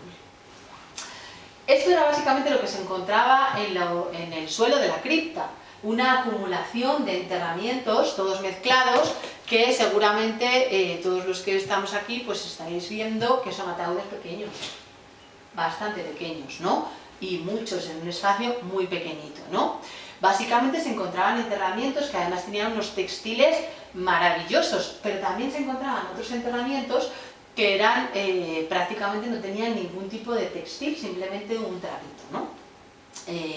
Aquí os muestro algunas otras imágenes y pues en ese momento nos estaba costando bajar mucho los niveles por todos esos enterramientos para intentar localizar los restos de Cervantes, pero prácticamente se nos olvidó esa parte, porque estábamos ante un cementerio infantil con una patología inédito, con unas características tremendas, ¿no? En este caso pues se pudo concluir, tras el estudio histórico, que pertenecían al periodo de una epidemia de cólera de Madrid, 1834, y que en ese momento, aunque estaba prohibido enterrar los restos de las personas dentro del centro de Madrid, no en los cementerios de fuera, muchas personas dejaban los restos de los niños, los cadáveres de los niños en las iglesias para que se pudieran enterrar allí, porque les daba mucha pena que los tuvieran que llevar fuera, ¿no?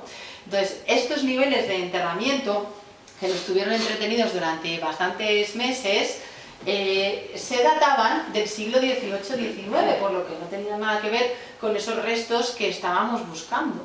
Aquí tenemos algunas imágenes para que podáis ver un poco la dinámica de trabajo en la logística que teníamos un poco preparada, ¿no? Y al final, después de varios meses y de todos estos enterramientos, pues se encontró en la última zona que miramos del sector del suelo de la cripta, esta reducción SC4.2/32, en la que encontramos una caja de madera con todos estos restos que están mezclados, pero como veis, en un estado de conservación muy malo. Son prácticamente una saponificación de restos y, pues para que nos entendamos, cuando los cogíamos se deshacían como el azúcar.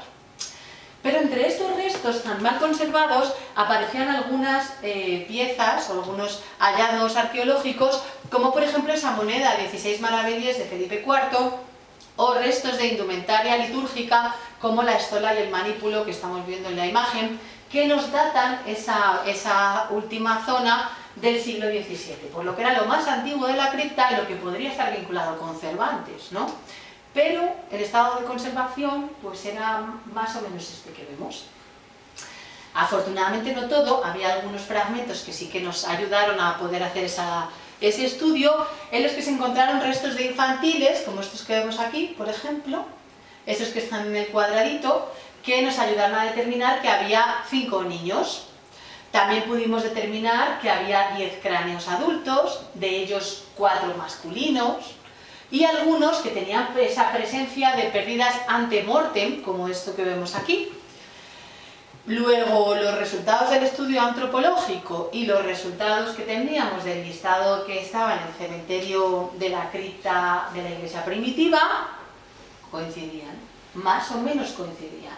Así que la verdad es que para nosotros fue un gran hallazgo. Nuestra conclusión fue que estos datos de esa reducción 4.2/32 eran claramente compatibles con los del grupo de personas que estaban enterradas en la iglesia primitiva, entre los que se encontraban Cervantes y su mujer Catalina de Salazar.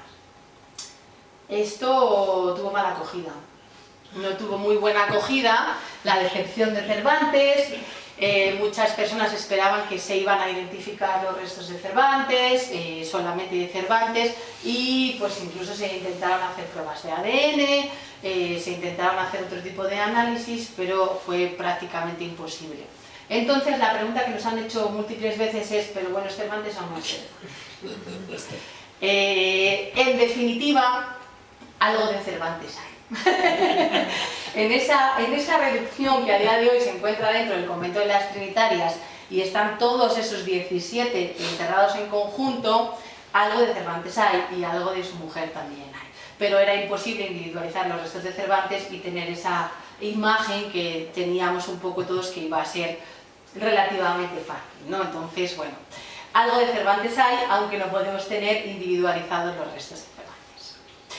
No sé cómo vamos. ¿Paro? ¿Lo dejamos aquí?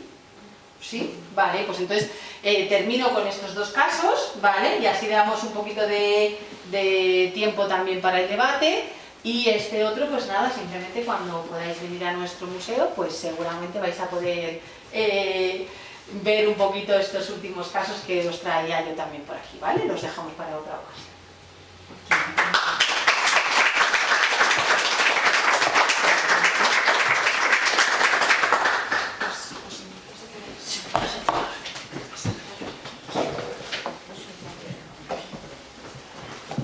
Bueno, pues ahora sí, turno de preguntas, opiniones, reflexiones. Yo le quiero preguntar al profesor Sánchez, cuando hay un incendio como ese que salió en la plaza de Manuel Becerra, en la famosa pizzería esta, yo no lo sabía, pero cuando oí hablar a un jefe de bomberos, dijo que principalmente la mayoría de las víctimas habían muerto por cianuro que se había desprendido de esas decoraciones de plástico que se compran en los chinos, Sí, sí. con perdón a los chinos. Pero ¿hay algo más ahí que...?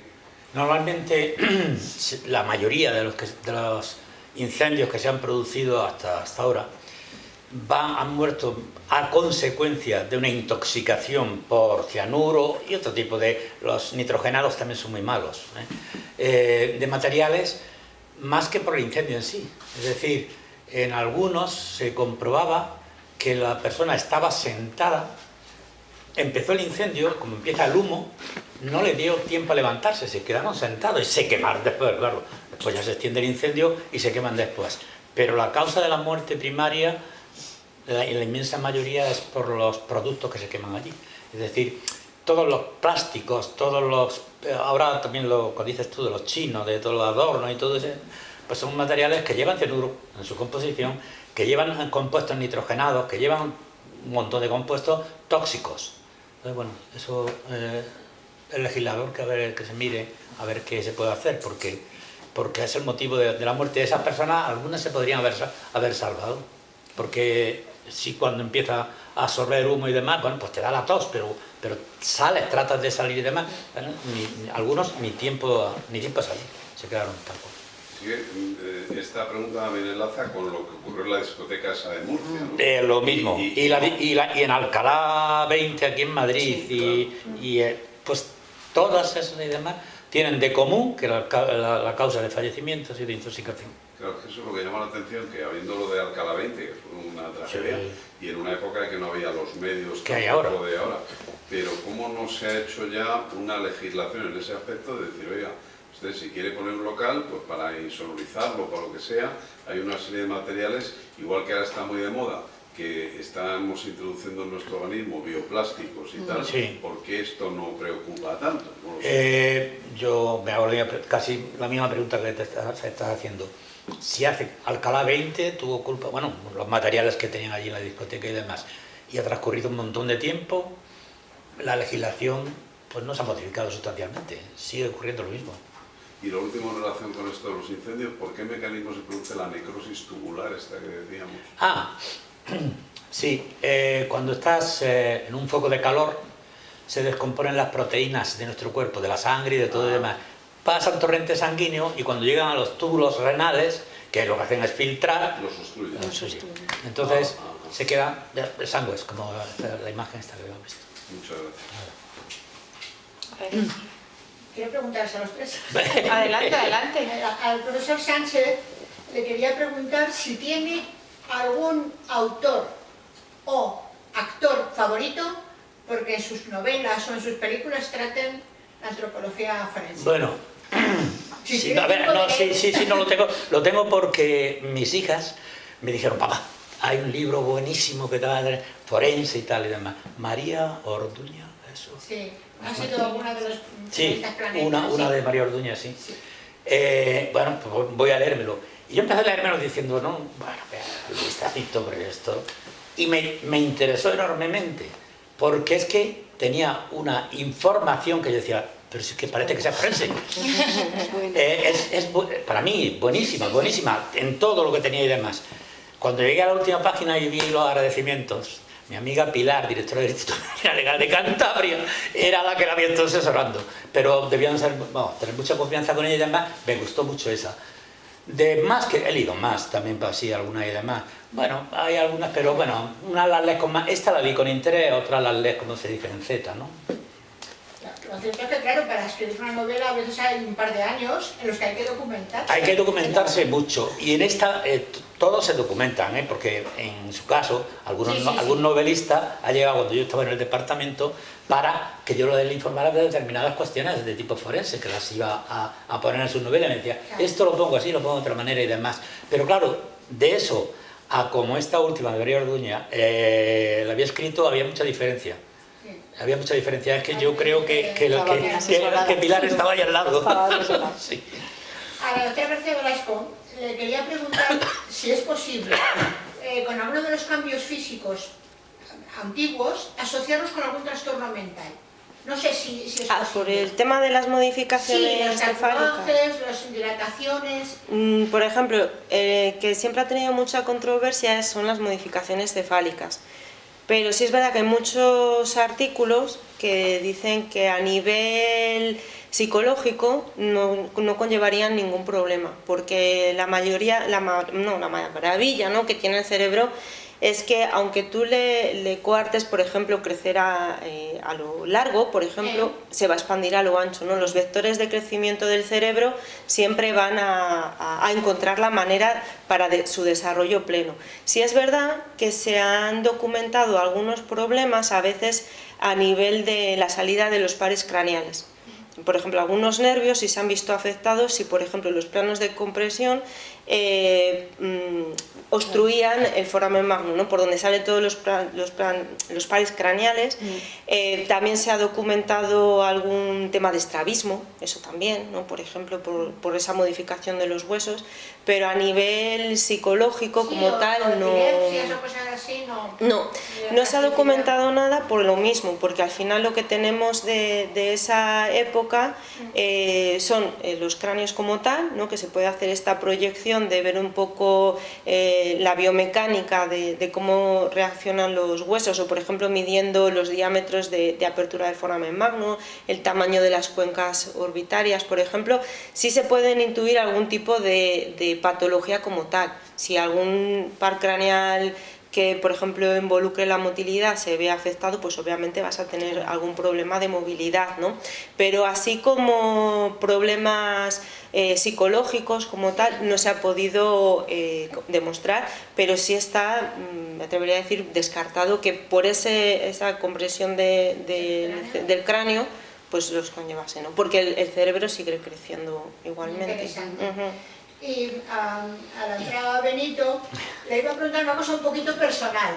Cuando ella eligió estudiar ciencias biomédicas, porque no es lo mismo que medicina, que por si alguien no lo sabe, ¿tenía ella esta orientación vocacional o ha surgido después? En realidad, ciencias biomédicas es el programa de doctorado. Mi formación es biología. Yo soy bióloga y la verdad es que mis inicios empezaron un poco por la parte de zoología. Lo que pasa es que ahí descubrí la antropología física y de la antropología física me empezó a interesar el tema de la antropología en general. Y luego tuve la suerte extraordinaria de caer como alumna del doctor Sánchez y ahí pues me acabo de enamorar la ciencia forense. Entonces, bueno, tengo que dar las gracias también a él porque fue el que me ha llevado un poco por por este camino de las ciencias forenses y ahí empecé un poco en la disciplina de la antropología forense. Pues me ha interesado muchísimo su ponencia, porque yo soy madrileña, no estoy muy lejos de San Isidro, y porque hace muy poquito, porque estuve aquí en Lectio moderando una sesión de Don Quijote, pues estuve documentándome, estuve en el convento de las Trinitarias para ver casualmente. Sí. O sea, que parece que hemos coincidido en el tema y que me ha encantado aprender más cosas. Qué bien, qué bien. Fue la verdad que un proyecto interesantísimo que se alargó en el tiempo, pero que fue muy enriquecedor. Qué bien. Sabía que ahí había... Sí. Ha estado interesantísimo todo. Muchas Me alegro, gracias. me alegro. Y a la coordinadora por organizarlo, por moderarlo y por todo. Yo me lo he pasado muy bien. Sí. Gracias a ti, gracias a ti. ¿Alguien más quiere hacer algún comentario o reflexión? También es válido. Bueno, voy a preguntar otra cosa. A ver. Yo tengo curiosidad por el tema de los envenenamientos, como en muchas tierras donde se entierran cadáveres, cementerios, hay arsénico, ¿no? Que eso puede pasar a las... Pero ¿cómo se puede diferenciar lo que transfiere la tierra de lo que puede... Claro, ahora son otros tiempos, pero claro, en el caso de Napoleón, como decían que era una época que se daban arsenicales y tal, pues ahí podía haber acúmulo. Pero realmente es muy universal que haya arsénico en la tierra, depende... por ejemplo, en España hay zonas muy concretas. ¿Cómo se puede, de algún modo, si hay una sospecha de intoxicación, diferenciar lo exógeno de lo que transfiere la tierra, que también es exógeno, pero que está ahí? Bueno, entiendo que cuando hablamos de restos que sean más históricos, ¿no? Porque si son, claro, si estamos hablando de un enterramiento que es más reciente, pues bueno, hay algunas otras pruebas de toxicología.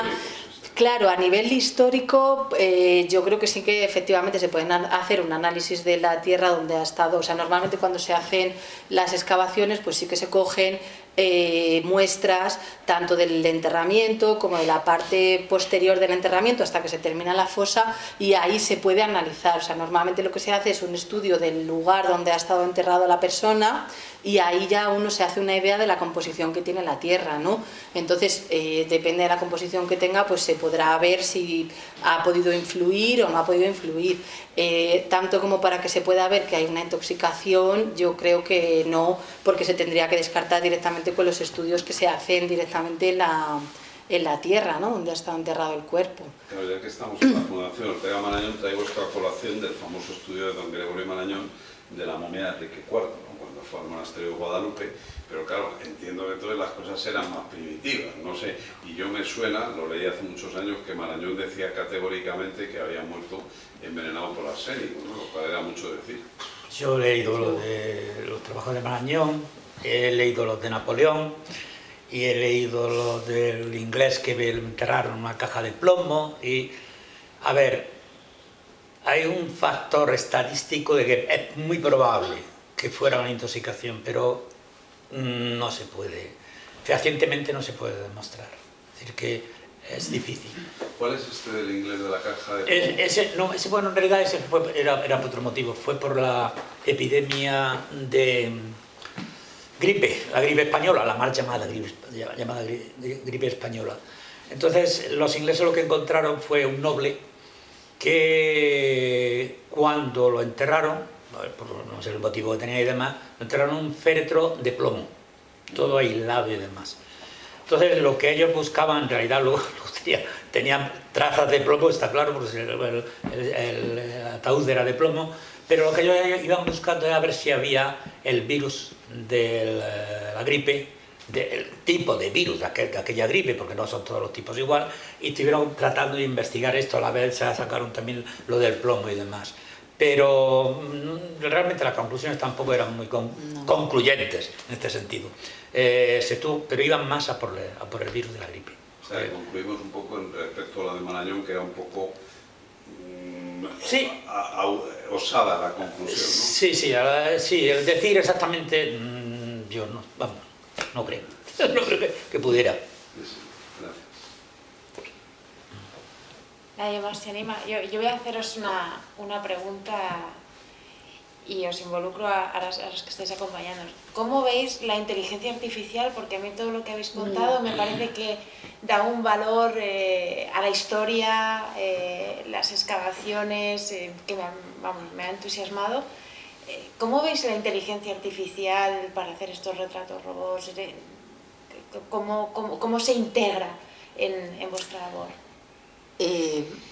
Bueno, yo para hacer, por ejemplo, temas de reconstrucción facial, a ver, la IA es fundamental y yo creo que es una herramienta buenísima en la que nos podemos apoyar y nos ayuda mucho. Pero es verdad que algunas veces, por ejemplo, hablando de reconstrucción facial, podemos caer en el error de que todo lo que vemos en las redes sociales o todas esas reconstrucciones faciales que son tan maravillosas y que las vemos como tan reales, son solo una base científica.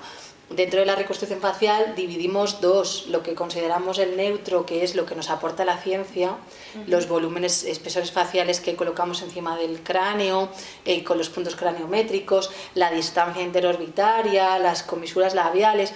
Eso, la proyección nasal, se puede calcular, pero el fenotipo final, eso es una cosa que es subjetiva y es una interpretación, ¿no? Entonces, a veces son herramientas muy buenas, pero podemos entrar en el error de pensar que podemos llegar hasta ahí con la ciencia. En realidad no lo es, ¿no? Hablando un poco de reconstrucción facial, yo no sé si queréis aportar vosotros algo de la inteligencia artificial. Pues la verdad que no, porque es una cosa que está muy en desarrollo. Sí, yo creo que va a aportar...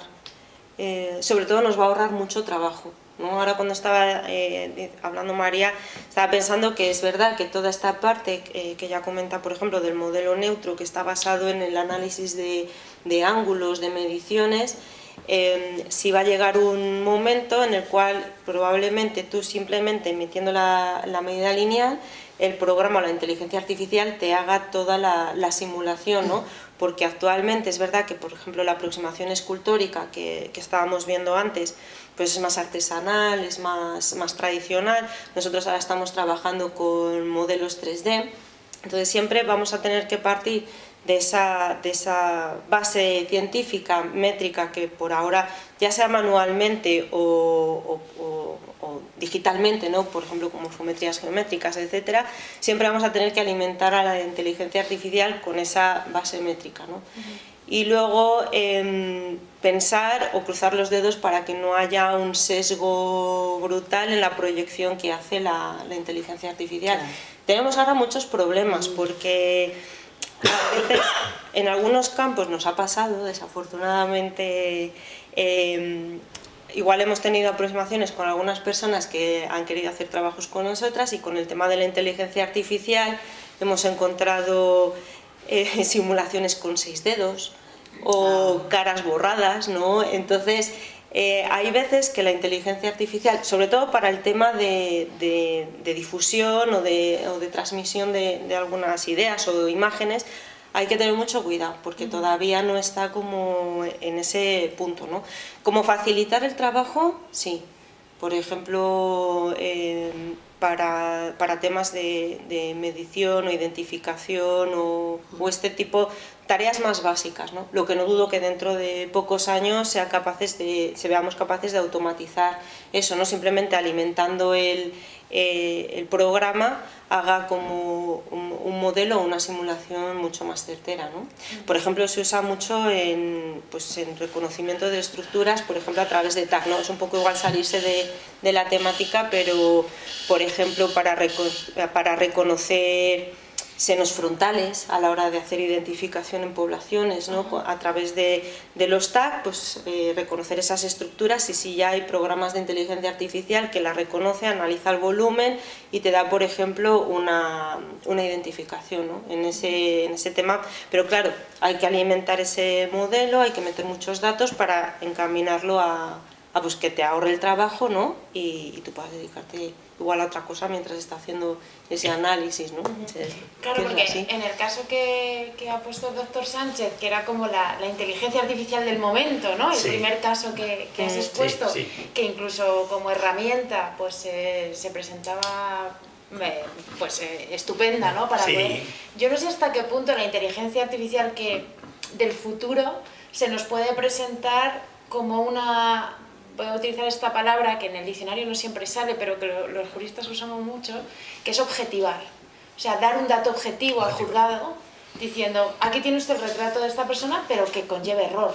Es decir, que esa forma de reconstrucción pueda suponer un error o pueda suponer confundir a la persona con otra persona, ¿no? Sí, lo que pasa es que yo creo que esa alimentación de la inteligencia artificial es lo importante. Es decir, a ver, la inteligencia artificial ahora está en mantillas en el sentido de que la genérica esta y demás, pues bueno, vale para Sí. todo, ¿no? Pero si ya es para cosas específicas, necesitas una alimentación específica. Eso yo creo, vamos, ya esto es una proyección mía, porque ahora no lo utilizo, pero yo creo que sí que en un futuro todo lo que se vaya haciendo de alimentación a un programa de inteligencia artificial, lo que va a redundar es que va a ser el trabajo de muchos acumulado y en el futuro que va a servir para otros que no tendrán que prácticamente casi que hacer nada. Pero ahora yo creo que estamos más en la fase de alimentar esa inteligencia artificial en esa tarea específica que es la que quieres que haga, claro.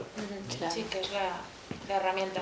¿Y ustedes cómo definirían, después de escucharles, el término humanidad o el término identidad?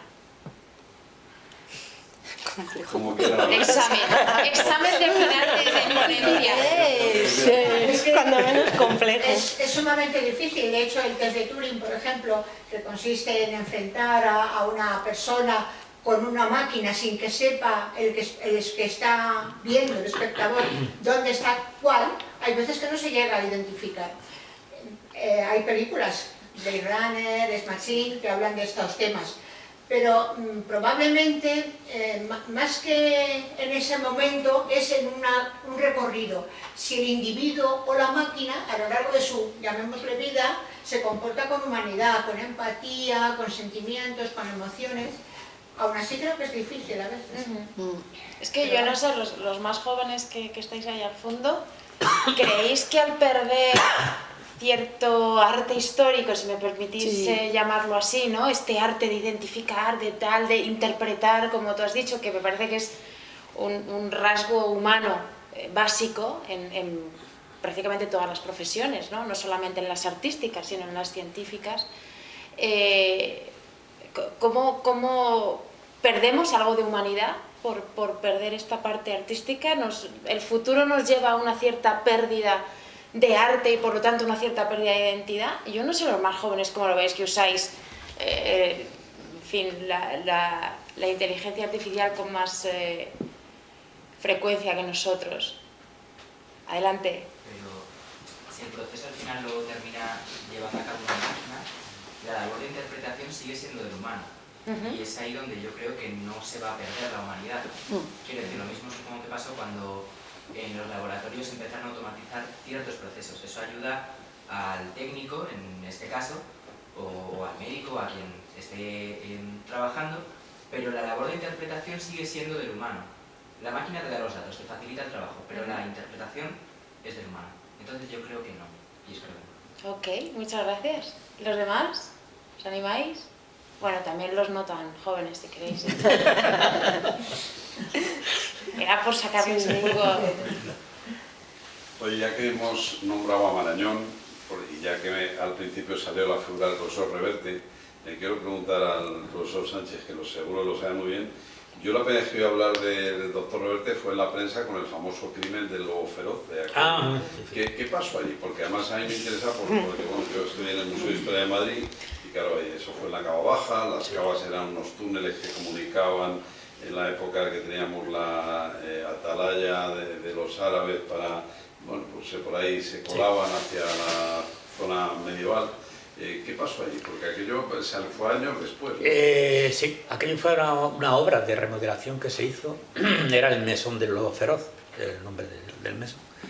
Y al hacer la obra de remodelación, en la parte de abajo, en el sótano, pues fueron a picar la pared, y cuando picaron la pared aparecieron dos esqueletos.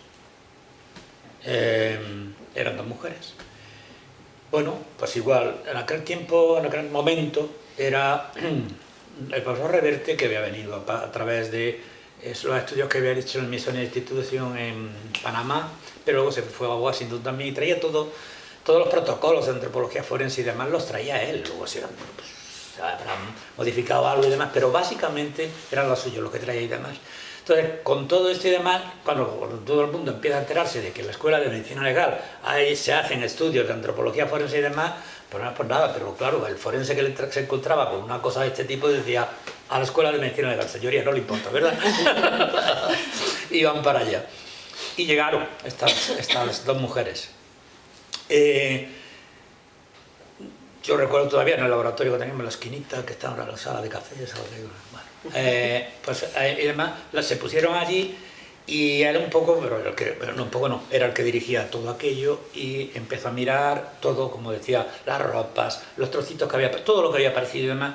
Entonces, de alguna manera, por supuesto con comunicación con la policía para ver cómo iban las investigaciones, pero una de las cosas que luego no sé, no apareció en la prensa, que más le llamaba la atención es que había trocitos de plástico, una bolsa de plástico, que se fueron uniendo y al final era de un mercado, una tienda que había cerca de donde luego se vivía, o se supo que era lo que llamaban el legionario, que fue el que las mató. Entonces, claro, cuando aparece la bolsa, se reúnen los demás, aparece la bolsa, empiezan a mirar. Identificar a estas chicas era complicado. ¿Por qué? No entramos a posteriori. Porque eran prostitutas. Una de ellas no está identificada todavía, porque además tiene rasgos, de los rasgos y demás, que no son de la península, vamos, los mediterráneos, por llamarlo así y demás. Tipo negroide. Ahora puede ser de Filipinas, yo qué sé, puede ser de Sudamérica o puede ser de otro lado, eso no sé. Pero eso no se iba a identificar, la otra sí. Pero bueno, ya digo, está ocurriendo esto, se aparece la bolsa esta, además la policía ya tiene también sus investigaciones y llegan y detienen al legionario, que había estado en la legión. Este había alquilado el local ese, y el del Lobo Feroz, no sé si le puso el nombre a él, pero él lo tenía alquilado. Se comportaba bien, pero eso ha ocurrido también a otras personas. Cuando terminaba su trabajo allí en el mesón, cerraba y se iba por ahí a pegarse las copas él. En cuanto tomaba las copas, la única obsesión que tenía era coger una prostituta la cogía y demás, la llevaba al mesón, seguían bebiendo y en un momento determinado la apuñalaba. Entonces, como anécdota si quieres, eso entra dentro de... cuando se celebró el juicio, allí estaba entonces el doctor Roldán, que era tal que tenía los audiencias y demás, y ese día fue él acompañando a Reverte al juicio. Y Reverte dijo: vamos a ver, murieron, o las mató, una en octubre y otra en primavera y demás, por la ropa que llevaban. La anécdota era, dice, bueno, ¿y qué hacía? Dice, no, cogía un cuchillo jamonero, pero estos tenían la hoja blanda, entonces apuñalaba, dice, pero se le doblaba, ¿y qué hacía? Volvía a enderezar el cuchillo para seguir apuñalando. Bueno, quiero decir que esa fue la que se salvó. Esa fue lo que salvó. En la investigación apareció y demás una tercera que fue intentar matarla, llevaba una chupa de estas de cuero y claro, es verdad que intentaba y pudo escaparse y salió. Pero no lo localizaron, las dos muertes de antes no lo localizaron por esta, porque yo creo que el mismo ni dijo nada. Es decir, tener en cuenta esa época y prostitutas. Entonces, las dos, como digo, que sí consigue asesinar, una se identifica. De hecho, una hija suya, me lo comentó uno de los profesores que está ahora en la escuela, que preguntó por ella, pero la hija vive en Holanda. Pues sí, mira, los restos están aquí, porque además los restos no sé a dónde lo llevaban, es decir, se quedaron en la escuela de medicina legal, custodiadas por la escuela. Pero bueno, ella se interesó un poco porque, bueno, sí que era su madre y demás, pero se quedó ahí. Pero lo llamativo de este caso es que pasó mucho tiempo antes de poder detener a este sujeto, cuando en realidad podían haberlo detenido. En cuanto a la tercera prostituta que intenta asesinar, se escapa. No era época en la que, me imagino, para denunciar actos de este tipo. La otra, ¿cómo digo? La que tiene rasgos negroides, no, sí, no sé si... Muy curioso.